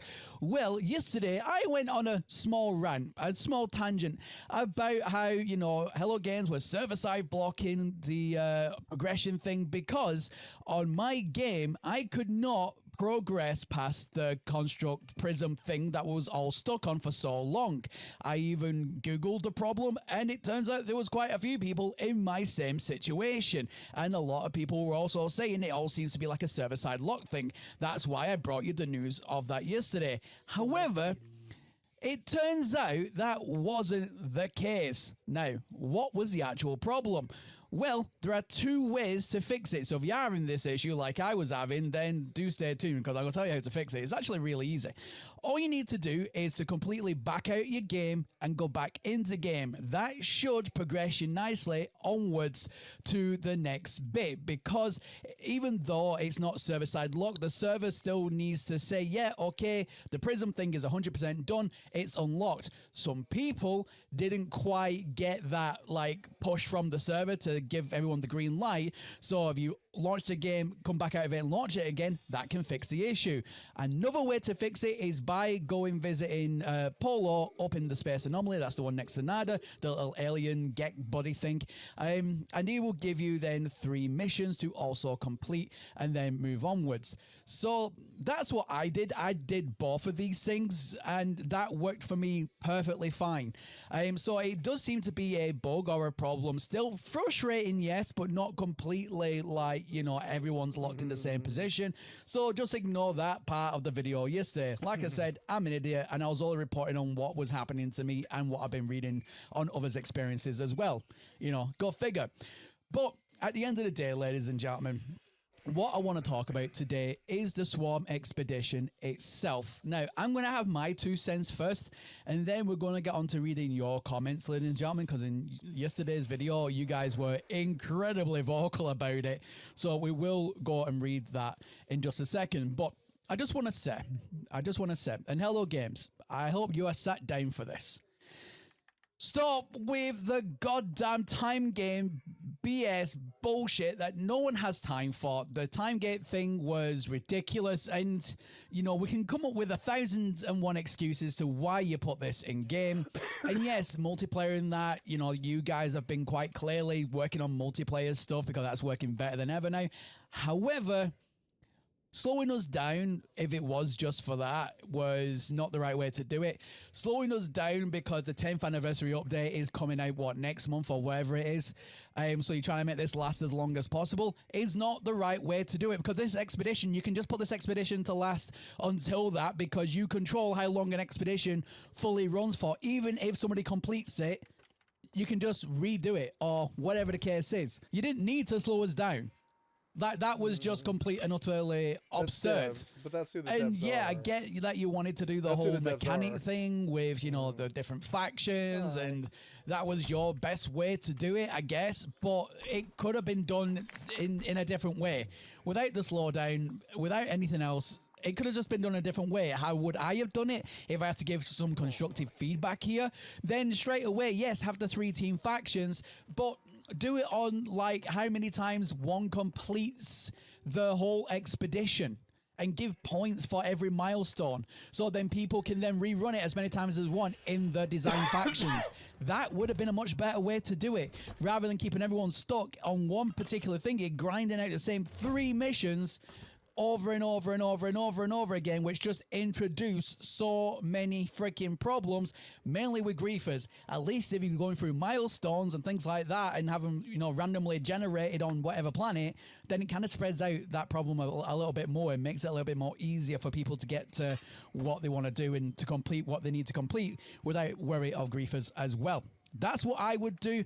Let me know what you guys would do if you could control what Hello Games was making, and if you had your say, how would you change that without introducing a time gate? Let me know. I'm interested to hear your thoughts. Now, I don't care about this. Okay. I have the court filings with me, and today I would like to go over them. I'm Matthew Renato, the streamer known online as Miskiff. In the court filings, my name is also spelled Mizrandino. This is about Emily Shunk, the streamer online known as Emaru, who I was in a relationship with for about 3 years. For 3 years, she was the first person I saw every morning and the last person I saw every night. She was a person who wanted to marry me and have my children. Why are you doing this? Then, about 10 months later, after we broke up, in October of 2025, on a live stream to her audience of millions, she accused me of sexual assault, stalking, and abuse. I feel deny like those you would be in jail accusations if it was true. completely. To be clear about the setup, I am the one who went to court. I sued her for defamation, meaning for making false accusations that damaged me. I think you should. A court maybe has should since be ordered destroyed. me to lay out, one statement at a time, exactly what she said that is false. This is me doing that, with the public court record and her own words placed next to each claim, so you can weigh it for yourself. Here's what's changed. After her October 2025 live stream, the accusation spread everywhere, and to most people, the story was already settled. I was guilty. But what changed is that in June 2026, a federal judge reviewed her request to throw my entire case out and recommended the opposite, that it moves forward. So here's the accusations that she made on stream. These are in her words as the judge quoted them. On October 2025, near the start of her live stream, by the magistrate judge on the account of the transcript, she said she was, and quote, finally going to be opening up about the psychological and domestic abuse, stalking and harassment, sexual assault, and threats of blackmail that Miskiff has done towards me, and some of these issues which are still ongoing. Under Texas law, as a magistrate judge in my case wrote, accusing someone of a crime or of engaging in serious sexual misconduct is defamation per se. In plain terms, defamation per se means that falsely accusing someone of a crime is treated by the law as damaging on its face. So, the harm does not have to be proven separately. Those are accusations But of it should crimes. be. But it should I be. deny every one of them. And the judge did not leave that standard in the abstract, applying it to her sexual assault accusation in the same opinion. She found that accusation reasonably capable of a defamatory meaning and allowed my defamation claim to move forward. If you want to find any of these readings, I'll be putting a link below where you can read everything. For the first time I spoke until now, my account has not changed. The same denial, the same story, the same detail. I have never had to take anything back because I have never lied. She has, repeatedly, through this entire process. And I'm going to walk you through the lies in her own filings and her words. The same filing has her calling one live stream spontaneous, unedited, and unscripted in one document, and describing a lawyer's review and prepared notes in another. It has her swearing in a footnote that we did not get back together, while 2 months of her messages say that we did. It was her announcing a restraining order in 2 states that she never filed. Those are not differences of memory, they are lies, and the records are right here. The first thing that people told about me were that he admitted to everything.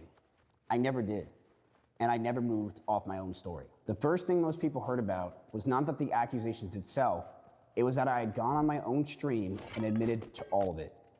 This is false. I denied these claims from the beginning, and I've said that in the same thing every day since.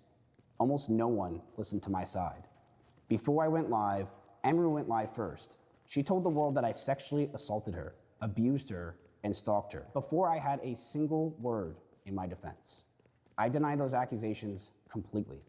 The word that came next, rapist, came from everyone who heard her and ran with it. The verdict was in before I even said a single word. And when I did go live, I told my side, and I've stuck with it word for word to today. She has not. She has done exactly one live stream.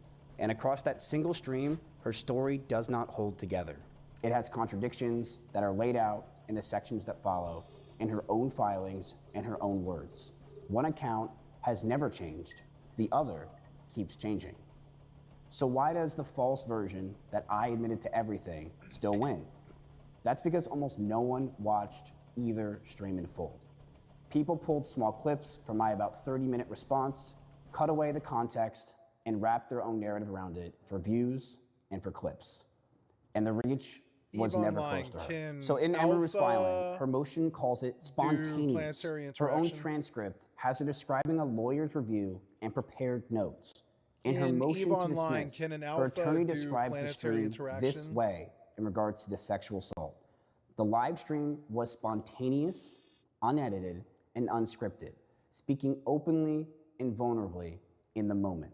In her declaration, she states the filed transcript of the live stream is accurate, a true and correct copy. And she says at 18 minutes and 5 seconds into that stream, I have been in contact with my lawyer. I had them review everything that I'm planning to say today. And across that same broadcast, she keeps refuting to how prepared she was. It was not just on a whim, she says. I took a lot of notes. I just end up reading off my own notes. So my attorney puts it in court directly.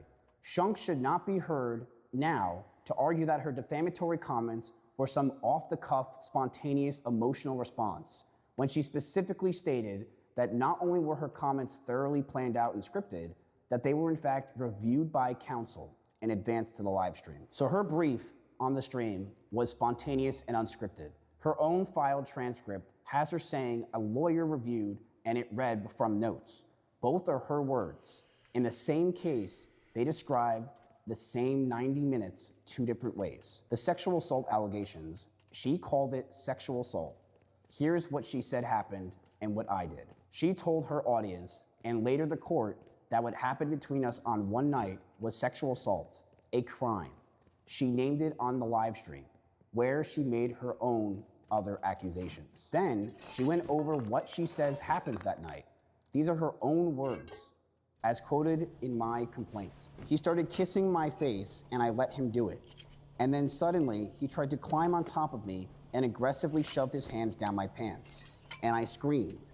And when I screamed, he jumped I believe her. Off of me, like a cat. Here's what I have to say about that, plainly. I did what any man should do in the situation. She made it clear that she didn't want it, and I stopped. I respected her not consenting. I did the right thing in that situation. And look closely at her own account, because on the thing that matters the most, it agrees with me. The moment she reacted, I stopped. When I screamed, he jumped off of me, like a cat. As her words, not mine. I did not push past her. I did not ignore her. The instant I understood that she was not okay, I stopped. I did not sexually assault her and deny it completely. Here's word for word from the transcript filed. In this case, is what I exactly said on that stream. This was never a confession, and it was denial. And I wrote, I knew the relationship wasn't healthy at this point. I knew we had to end it soon. Emmy posted a very provocative picture, one that she knew I would hate, and she posted it to make me upset. She admitted she made me upset with it, and we got into a heated argument after I broke up with her. We broke up for about a month. Then we got back together because we thought we could make it work. We went to get food at BJ's, a common place where we would get food, and then we went back to her house. We cuddled for about 30 minutes and we started to kiss. That's a She said that relationship. she was okay with it on her stream, and I started to advance to the next stage because I thought that's what she wanted. She yelped, and I immediately sprung up and was scared if I did anything wrong or did wrong in general. I got scared and left the house. So why does this false version that I admitted to everything still win?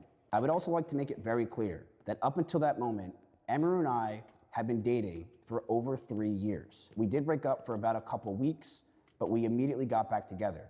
And through the past last year of our relationship, we were constantly breaking up with each other, and then we would repeatedly have sex and get back together.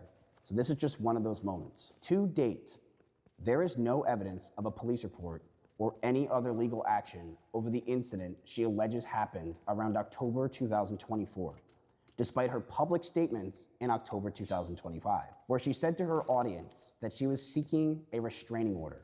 I am already in the process of filing a restraining order on him in both Texas and California. 20 months have now passed since the alleged incident without a single criminal complaint, She's got no restraining order, grounds. or investigation appearing in any record in California or grounds. Texas. That The only sucks. active case. Well, it appears that Emmy is maybe lying. That's maybe not so good. If he raped her, she would have got the restraining order, I think. But she can't, because she can't supply evidence that he did anything. I'm not trying to doubt her, I'm just saying, usually when you make a criminal complaint and ask for a restraining order, you have to provide evidence that the person attacked you.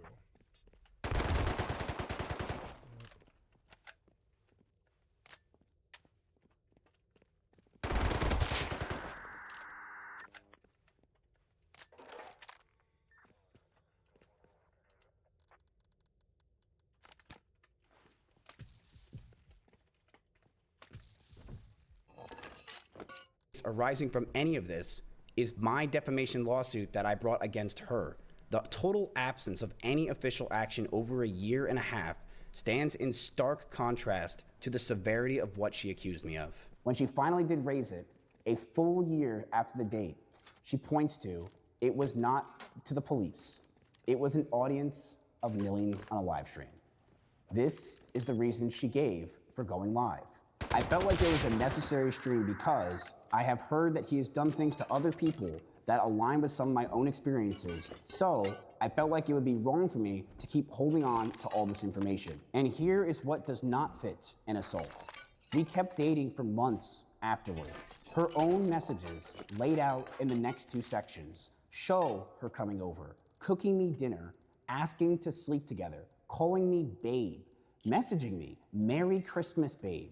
When it ended in January 2025, I was the one who walked away, and she is the one who did not want to split up. Her lawyers swore in a footnote that we did not get back together after the assault. Her own messages in the section below say otherwise. That is a lie, and in the record proves it. In court, she changed what the accusations even were. In public, Emeru called the accusations sexual assault, the crime. But once I sued her, her lawyers argued that her own words were never factually a claim at all, only her protected emotional truth. She said, and I quote, "Her story is admirable and, in telling it, she is stating her emotional truth. not some statement of decisive fact. It takes two to tango. I think you did something, or she wouldn't have done all this. Attorneys answered that with one line. Emotional truth is not a recognized defense to defamation in Texas. And this is not just my side spin on her defense. The magistrate judge, restating Shunk's own motion in her own words, described it in exactly those terms. She also argues that her statement, considered in its entirety, was an opinion or her protected emotional truth. The judge did not buy it on the part that matters the most. They should care a lot more about these people, but as each day goes by, I value content creators less and less because I've put 2,200 of them on my channel in the last year, new ones, not to mention all the old ones. And I begin to understand they're a dime a dozen and they come and go just like anything else, really. Just like Hollywood movie stars or musicians or any of that other stuff. So I like Emeru, but maybe her lying about sexual assaults is enough for me not to ever want to support her content ever again. But remember, it's just words. It's a lie, and it's defamation. And if it is, he should sue her. And the world will know if he successfully sues her for defamation,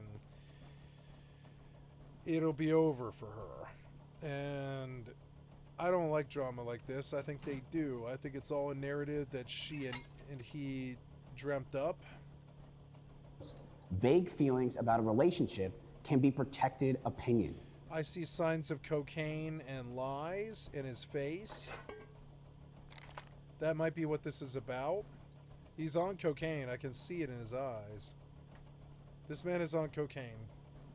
But falsely accusing someone... He's not on cocaine right now, but he's been abusing cocaine in the last, year. You can see it, and it's still in his bloodstream. ...of sexual assault... And I don't know. She shouldn't have perjured herself. It's perjury. And also it's like defamation. It's perjury and defamation. They're probably 2.5 to 5 year charges each.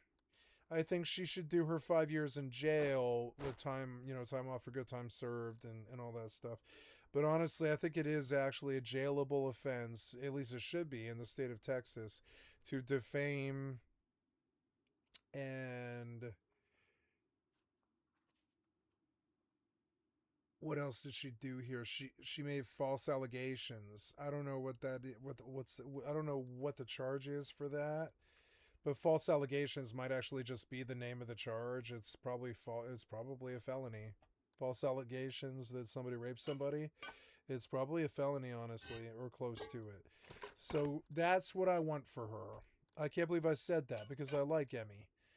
But I want her to face the charges for lying and perjury and suborning justice or whatever you call this. I don't even know what it would be. False allegations. I have no idea what it's called. But she should face her day in court over it, just like he did. And let a judge and a jury suss it out. I'm not going to pass judgment on either one of them. Judge held is different because those words...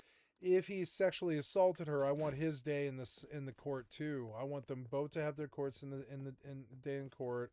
I think they're both felons in different ways. I think he's a sex pest, and I think she's a defamist, which is a word I've never used in my whole life. But yeah, she's a defamist maybe, because if there was any evidence of any of this stuff, she would have just used it to get the restraining order and put his ass in jail. No, or I don't know. I mean, I don't know why. Maybe she still loves him. I don't know. But I know that it's a hard story to swallow. And I think both of them are criminals now. One is guilty of sexual assault. I think the other, and I don't know that for sure, but I don't think she's lying about that. I don't know. I think she might be lying, but I don't know. He's saying that because she's lying about still being together with him for 3 more months after the supposed sexual assault, that it's all a lie and that they were still together afterwards. And essentially his whole thing is you can't rape the willing, because the text messages are there that they were together far past when chronologically she made this claim that he had sexually assaulted her. That's not the actions of a victim. That's the actions of a defamist liar. I don't know what else you call it, perjurer. And so they're both guilty of different things, and I wish them both their justice as it should be meted out. I like her, I don't like him, but then I always like the woman. I always give the underdog the fair shake. So, you know, and to me, she's the underdog because he said that he made her and all this stuff, and that all her money comes from him and OTK and all this, and that might be true. But it still makes her the underdog, so I'm just going to support her in the assumption that, you know, even if she did perjure and defame herself, I think there's probably some reason why she did that. And then, again, I don't think these are the only allegations against him, and I'm a big where there's smoke, there's fire person. So we will wait to see how this plays out in court. If she lied, I think it's going to come out because they're going to force her to dump her cell phone. Maybe she somehow erased these things, but no, the lawyers can subpoena the cell phone company and get the actual text messages because they keep it all. If they do that and they find out that, I mean, they already found out that they were dating 3 months after the supposed sexual assault, a couple years before the allegations, or like a year, I think it was. And so neither story adds up. He's saying because she was still with him for 3 months afterwards that it couldn't possibly have been actual sexual assault and rape. And unfortunately, the circumstances do sort of indicate that. I hate saying it. But yes, the circumstances and the evidence would indicate that maybe he did not sexually assault her, or if he did, she just kept on dating him for 3 months afterwards and didn't mind or something. And he's right to bring it up. But it also sucks because I don't know. Oh, shit, that fucking startled me. Yeah, damn, it's fast. It goes by so fast that it startled me. I thought it was somebody who was, like, shooting me. There's some good loot. I suppose I will go get it. I don't know. I have 2,400 scrap. Yeah, I'll go around, I guess. I should go recycle. I wasn't really done here. I have so much stuff. I forgot that I stuffed my backpack, and I now have to, like, go get that recycled. That looks like it's landing, like, at airfield. Maybe I'll go get it, because it might have a blueprint fragment. It's so easy to get to that I should take it up. Hope it's not too close to launch. Oh, it's at Arctic, so...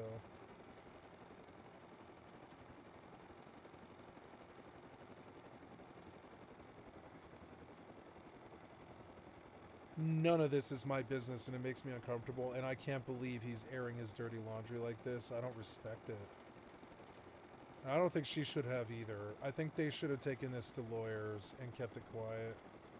I don't respect it. To me, I think they both had dying careers after they latched themselves to people like Tectone and shit like this, and he proved to be a rapist.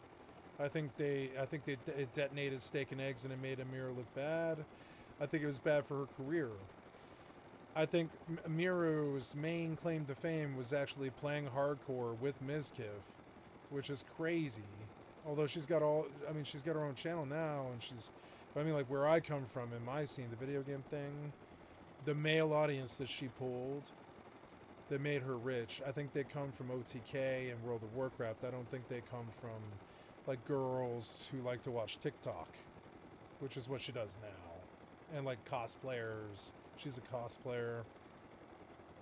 So like, I don't know, but I don't think...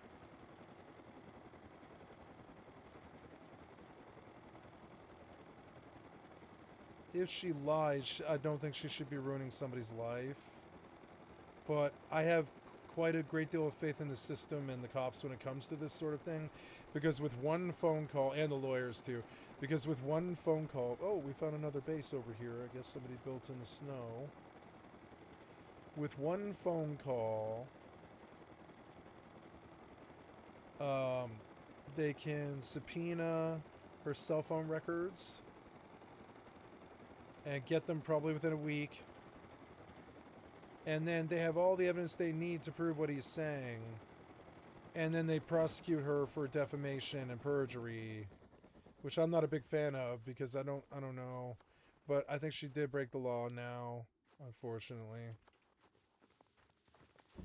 That's where Quinthio fell yesterday, but I needed to see the video.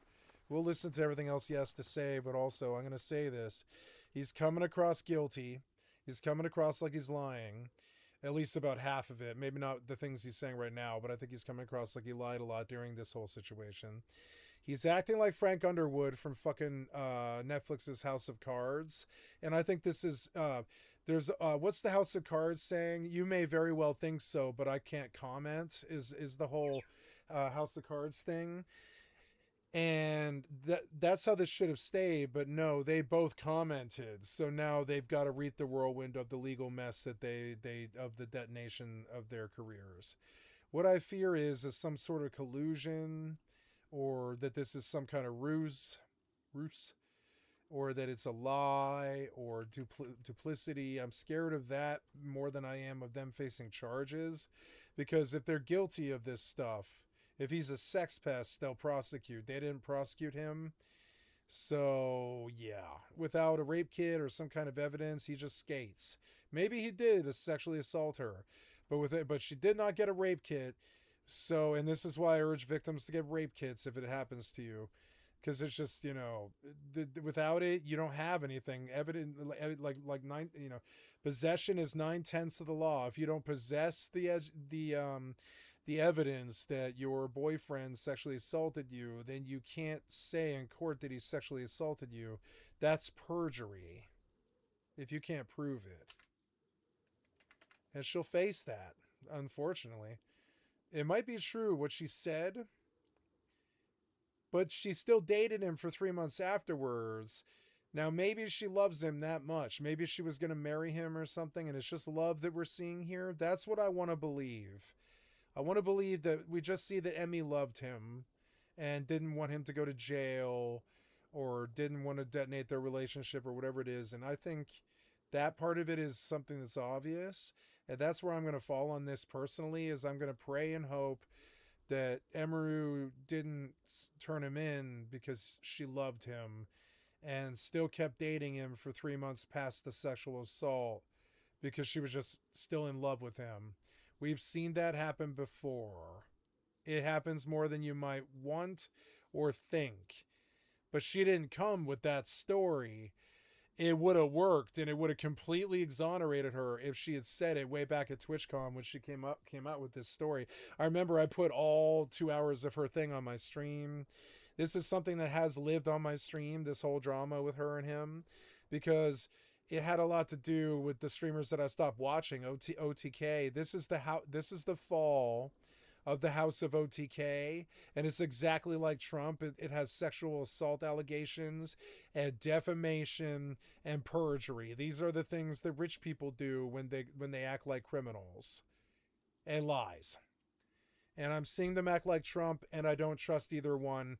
And now I just wish the system on both. And that's where I fall on it. I don't back him. I don't back her. I don't like either one of them anymore. I pray that the system susses it out to the exact fucking T of what justice is required here. But there is a false allegation of sexual assault that must be addressed. there is or I don't know if it's false, but it can't be proven, I don't think, or whatever it is. I don't know what the fucking state is. She knows and the lawyers know. I don't know. I have no idea. So I'm going with what I know, you know. And while I don't want her in jail, and I do want him in jail for sexual assault, but I don't want her in jail for perjury and defamation, because she's probably, no, I don't know her. Maybe she's got a record. I don't know. She probably does. She probably does have a record, right? We don't know what her record is, but I'm assuming she hasn't done anything evil in the last 5 or 10 years. And maybe that's a shitty assumption to make. I mean, like legally anyways, right? But if she's done nothing in the last 10 to 15 years, if she's got a clean record, I don't believe in putting her in jail on this first offense. I do for sexual assault, if that's his first offense. I don't for perjury or defamation, because perjury and defamation happen every day, almost in every office, across the political landscape, across the entertainment landscape. It happens every fucking day. It's kind of like jaywalking. Lies happen every single fucking day. I don't want her in jail over that. And I'll take the underdog and I'll support her because she was my favorite out of all these people. And I will back her, but I think she probably deserves to see the inside of a jail cell if she either lied about sexual assault or she didn't get the rape kit to allow him to remain active in her community. That is morally terrible as well. I'm sorry, I gotta check my phone here. I didn't see a text, I guess. Oh, I missed the text. Oops.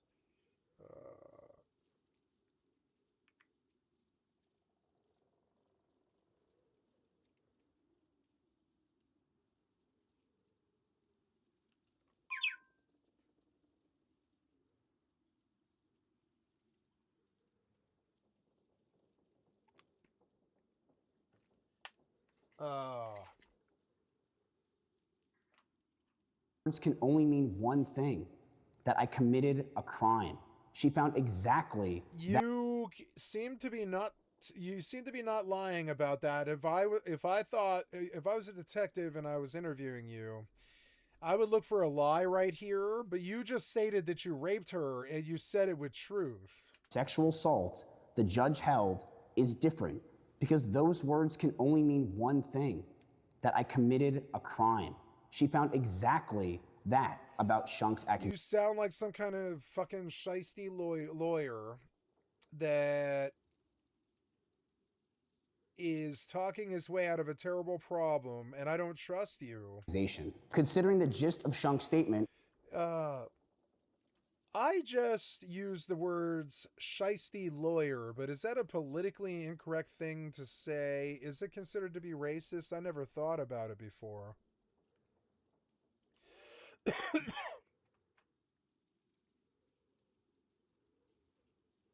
Oh, good. Okay, yeah.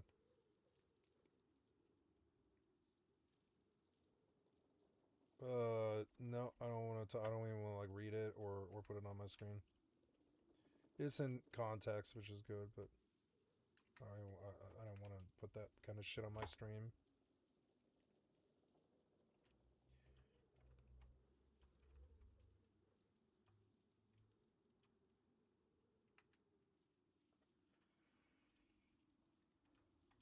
which included allegations of sexual assault, the court finds that it was reasonably capable of a defamatory meaning. He plausibly pleads a claim for defamation against Shunk based on her allegedly untrue statement that includes allegations of sexual assault. So here's where it stands. She told millions of people I sexually assaulted her. She has never produced a police report. We dated for months after that, the night that she points to. And when I took her to court, her own lawyers argued those words were not a factual accusation, but her feelings, her emotional truth. The federal magistrate judge recommended that my defamation claim goes forward on exactly that statement, and in her exact words, found it reasonably capable of a defamatory meaning. Her filings say we never got back together. The messages from those months say otherwise. In her brief reply, her lawyer stated in a footnote, for clarity, Shunk and Ms. Rendino did not get back together after the assault. Sadly, this is a common tactic by abusers to try to justify their behavior towards victims. But on her own live stream, she described that same breakup as nothing more than a short period. A short period is a brief break, and then we got back together. So let me be exact about the timeline, because this is where people have gotten confused. According to Emaru and her lawyers, we broke up in October 2024, and they told the court that we never got back together. Every message below is after that. On November 18th, I told Emaru that she can come over, and she said, "Is it okay if my alarms go off at 10, LOL?" I said, sure. On December 16th, I ask if she wants to come over. She tries to call my phone. On December 18th, she makes me salmon for dinner. When I tell her my uncle died, she asks if I want to come over, and she does. On December 21st, she asks to come shower at my place. Can I still come over tonight? Because she wanted to sleep with me. You know how you said my shower was cold? She wanted to sleep Obviously, with me. I was at her place. My hot water completely is out now. I want to shower at your place. I'll just get up early again. I said yes. On December 25th. So you prove that she likes you and that she continued to proposition you after supposed sexual assault. That's proven. I don't know what I don't know. Do you know what I'm saying? I don't know what else I don't know about the case. So I reserve judgment. Let the judge do that. 5th, Christmas. She said, "There's stuff missing here that I don't like." So I'm not passing judgment. I'll leave that to a professional. "Hi," and then "Merry Christmas, babe." This does sound like a couple that is broken up. On December 30th, 2024, we sleep together. Me, "Okay, I'm going to bed." Emaru said, "Okay." I then said, "I'm just getting ready." Emaru said, "Do you want to sleep together?" I then said, "Yeah." Keep in mind that a lot of the calls that we would have with each other are not shown because we called each other every single day as we slept with each other every single night. January the 15th to 18th, I call her babe in a text. Her filing said that we did not get back together after the October 2024 breakup, as she describes. These are her own messages from November, December, and January. All after that date, the filing and the messages describe two different relationships. Our next point, she also says that she ended the relationship.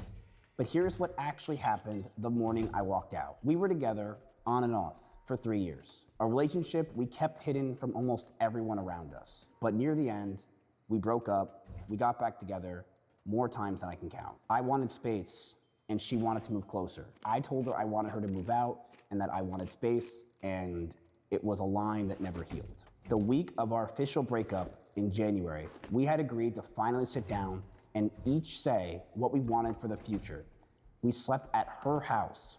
On the morning of January 23rd, 2025, she handed me a note, and in it, she wrote that she wanted to marry me, that she wanted to build a life and move into an apartment right next to me because she knew how much I needed my space. And I looked at it. I looked at her, and I handed it back to her. I told her, I can't do this anymore, and I'm sorry. And the last thing I heard as I was closing her front door, and she said, "Don't go." This is who ended it. So in my complaint, I said, Now, I think that could be a lie. he called off the relationship in January 2025. So to be exact, the exact date that our relationship ended was on January 23rd, 2025. I left Austin in early February, first for Japan, and the move to Los Angeles came afterwards. After 2 trips overseas, the day by day in the timeline is going to be shown. These messages are shown with me and at one point my best friend Extra Emily. So Extra Emily knew that I wanted to break up with Emaru for a long time, and these messages are on the exact date that I broke up with Emaru on January 23rd, 2020. He uses these people's streamer names. 25. I messaged her and I said, "Bitch, I did it. I ended it." Emily said, "Shut up. No way. I'm free to call whenever." I said, "Are you streaming?" And she said, "Not until Saturday." And then I messaged her and I said, "Okay, I'll call in 5." The conversation didn't end there. 2 days later, on January 25th, it was Emerald reaching out to talk things over with Extra Emily. And Extra Emily had already heard from me that it was over. So this is January 25th, 2025. Extra Emily says, okay. And then she says, she texted me to talk. I'm pretending like you didn't tell me the news. Okay, I'm talking to her on the phone soon. I then said, are you streaming tomorrow? And she said, no. So if this doesn't prove that Emeru is lying, that who broke up with who, I don't know what does. So now we're gonna move on. What does that have to do with sexual assault? On to the stalking allegations and where I actually was. On February 2nd, 2025, about 10 days after we broke up, I flew to Japan. The reason why I flew to Japan is that I knew if I stayed in Austin, that we were just gonna get back together and get in the same loop that we had been in for almost a year. So you went to Japan? On February 21st, 2025, God, you're a pain I came waste. back to Austin and stayed about 3 weeks. This is when my friend Simply had a party, which is the one that she ties to stalking, was on February 23rd, 2 days after I landed, about a month after we broke up. On March 16th, 2025, I flew back to Japan. There's like political sides now. He brought Extra Emily into this, like it's her drama, because they're maybe just working us for views. All of this might have been constructed.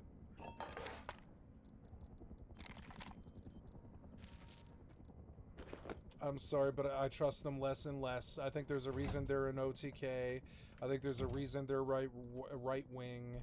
I don't think Emmy is, but I think they are. Maybe she is right wing. I don't know. I don't know her.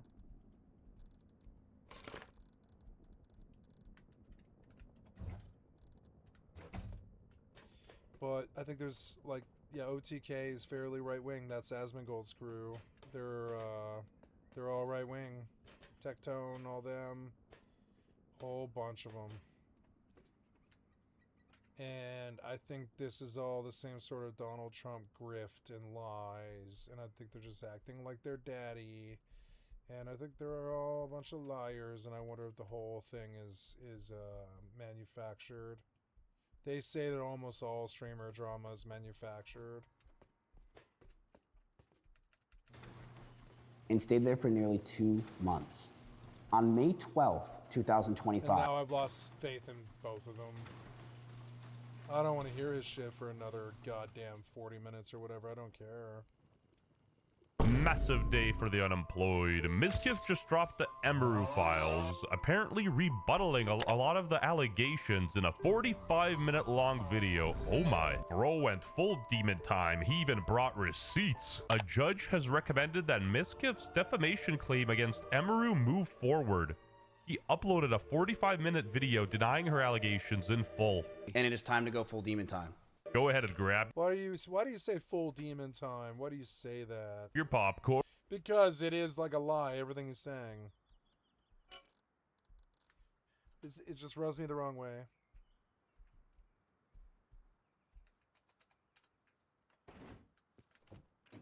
Let's get into it. I'm Matthew Renato. My name is Walter Hartwell White. In October of 2025, on a live stream to her audience of millions, she accused me of sexual assault, stalking, and abuse. I deny those accusations completely. To be clear about the setup, I am the one who went to court. I sued her for defamation, meaning for making false accusations that damaged me. After her October 2025 live stream, the accusation spread everywhere, and to most people, the story was already settled. I was guilty. Hey, not your boy though, but I did say this. I'm not gonna accuse him of any crimes, obviously, but he is definitely guilty of being a cornball. That's actually f***ed up, man. Moving on. And what changed is that in June 2026, a federal judge reviewed her request to throw my entire case out and recommended the opposite, that it moves forward. So here's the accusations that she made on stream. These are in her words as the judge quoted them. On October 2025, near the start of her live stream, by the magistrate judge on the account of the transcript, she said she was, and quote, finally going to be opening up about the psychological and domestic abuse, stalking and harassment, assault, and threats of blackmail that Mizkif has done towards me. The psychological and domestic abuse, stalking and harassment, sexual assault and threats of blackmail. The first thing most people heard about was not that the accusations itself, it was that I had gone on my own stream and admitted. Oh, they won't let me buy high qual, only metal.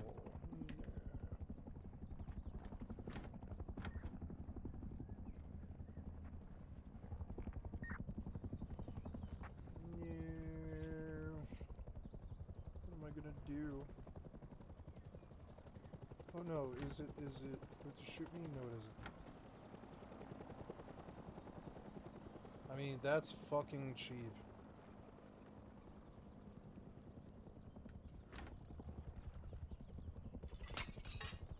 Maybe I don't need to buy high qual. 100. No, you aren't. You're not sold out. I'll go recycle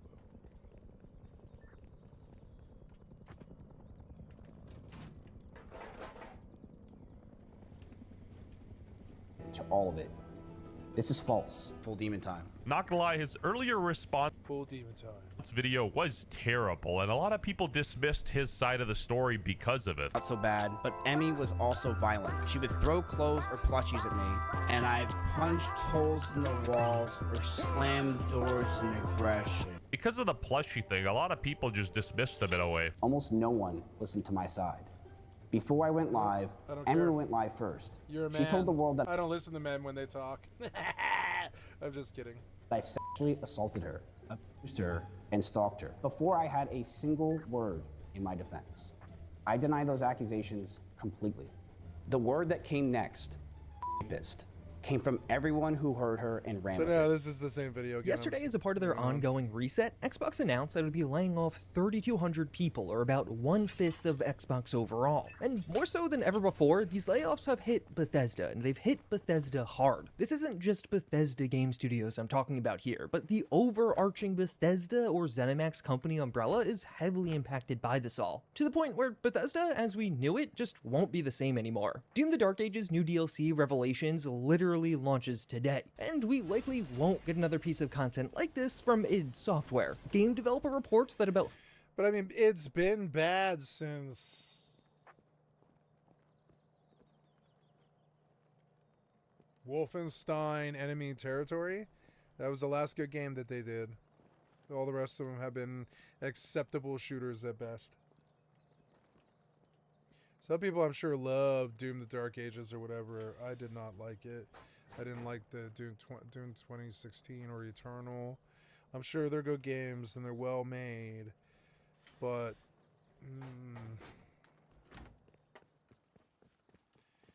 they weren't of the quality of Return to Castle Wolfenstein.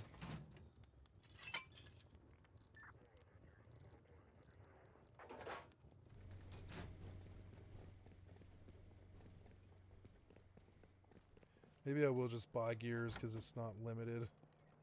Yeah. Just buy Gears. I have so much scrap anyways. What the fuck do I care? I don't care about this. 31 Gears for that much money, huh? Yeah. Which isn't worth it. But it will be some high qual, and that's what I need, so. Oh, I care how I get the high qual. I don't care. Let's go gamble.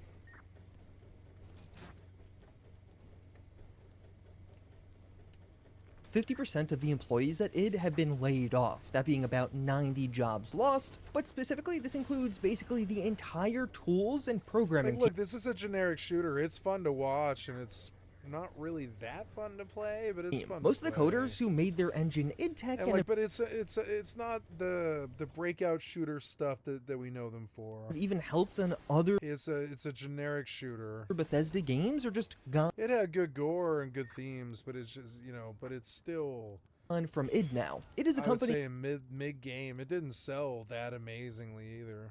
I don't think, which is why they're in trouble. If it was Baldur's Gate 3, they wouldn't be in trouble. I don't think Larian's in trouble. It's about making good games, and they haven't been doing that. Is a I wouldn't even say Rage 2 is a very good game because it's like 150 gigs. It played on the PlayStation 4, but not and played well.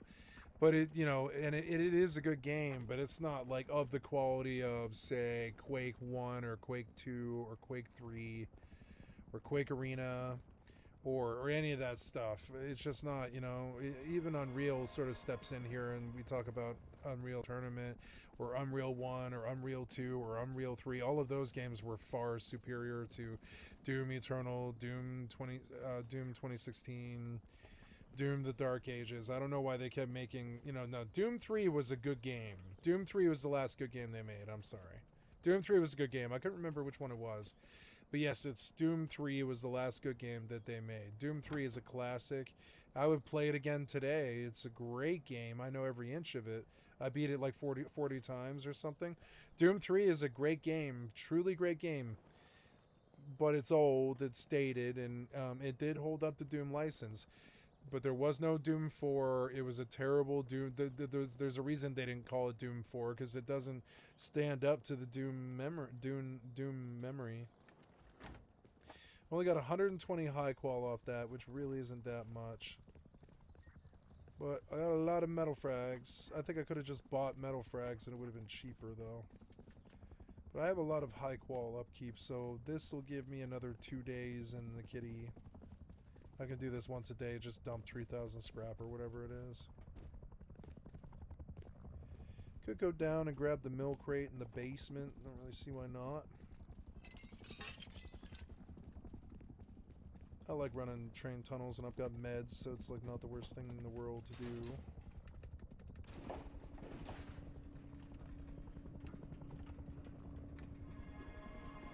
Oh, I've got to move these ships. Scout, Warfleet to point. Yes. Let's go make some money. I am at 205. I don't know where I currently am. Oh, yeah. We are...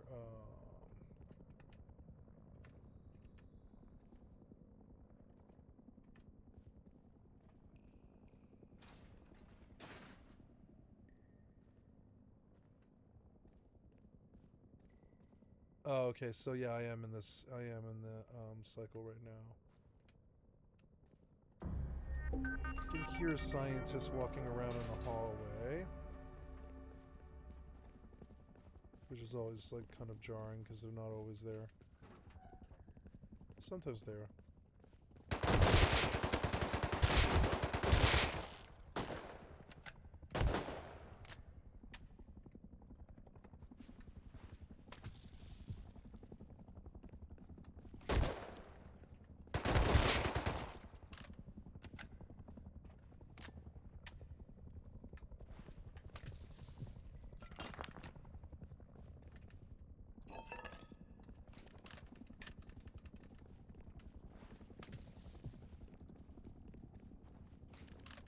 Oh, I don't know. Did I loot their corpses?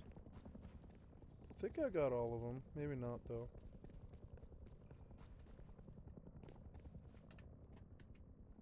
Oh, yeah. They didn't have anything, huh? Shell of its former self, and it looks pretty likely that's just going to become a... The video game industry is in remission. America is in remission. Music is in remission. Hollywood is in remission. Everything is in remission. You want to know why? Because we haven't sussed out the revolution or whatever it is that needs to happen. So the prices never, ever, ever go down. I was talking to my mother about this at dinner. The prices are never, ever going to get down, go down. They're only going to go up. And that's why these games are failing. They have to make more money to support more tech, to support more people, to employ more people. And they get to be these gigantic monsters, and they don't know how to make a good game anymore because they're just worried about management all the time.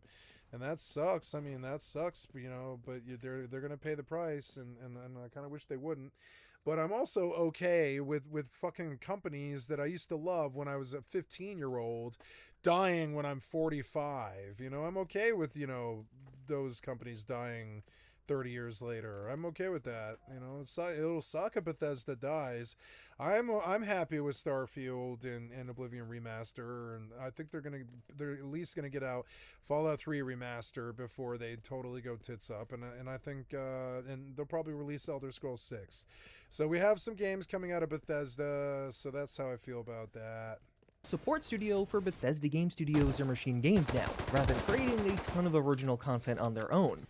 You would hope that ZeniMax Online Studios, the people behind ESO, would be relatively okay from this round of layoffs. Last year, they faced massive layoffs and even had their new game shut down, just being left to work on ESO, but even that is changing. Reportedly, half of the team making new content for ESO was let go yesterday, and several huge names on the community side, including Gina Bruno, who was with ZeniMax Online Studios for 19 years, were let go. ESO's new Season 1 is launching this week, but the remaining community manager has already clarified that the previously shared roadmaps content is all going to be shifting as a result of the layoffs, at least when it comes to content after Season 1. AKA, we're not going to be getting as much content because half the content team got laid off. It doesn't seem like ESO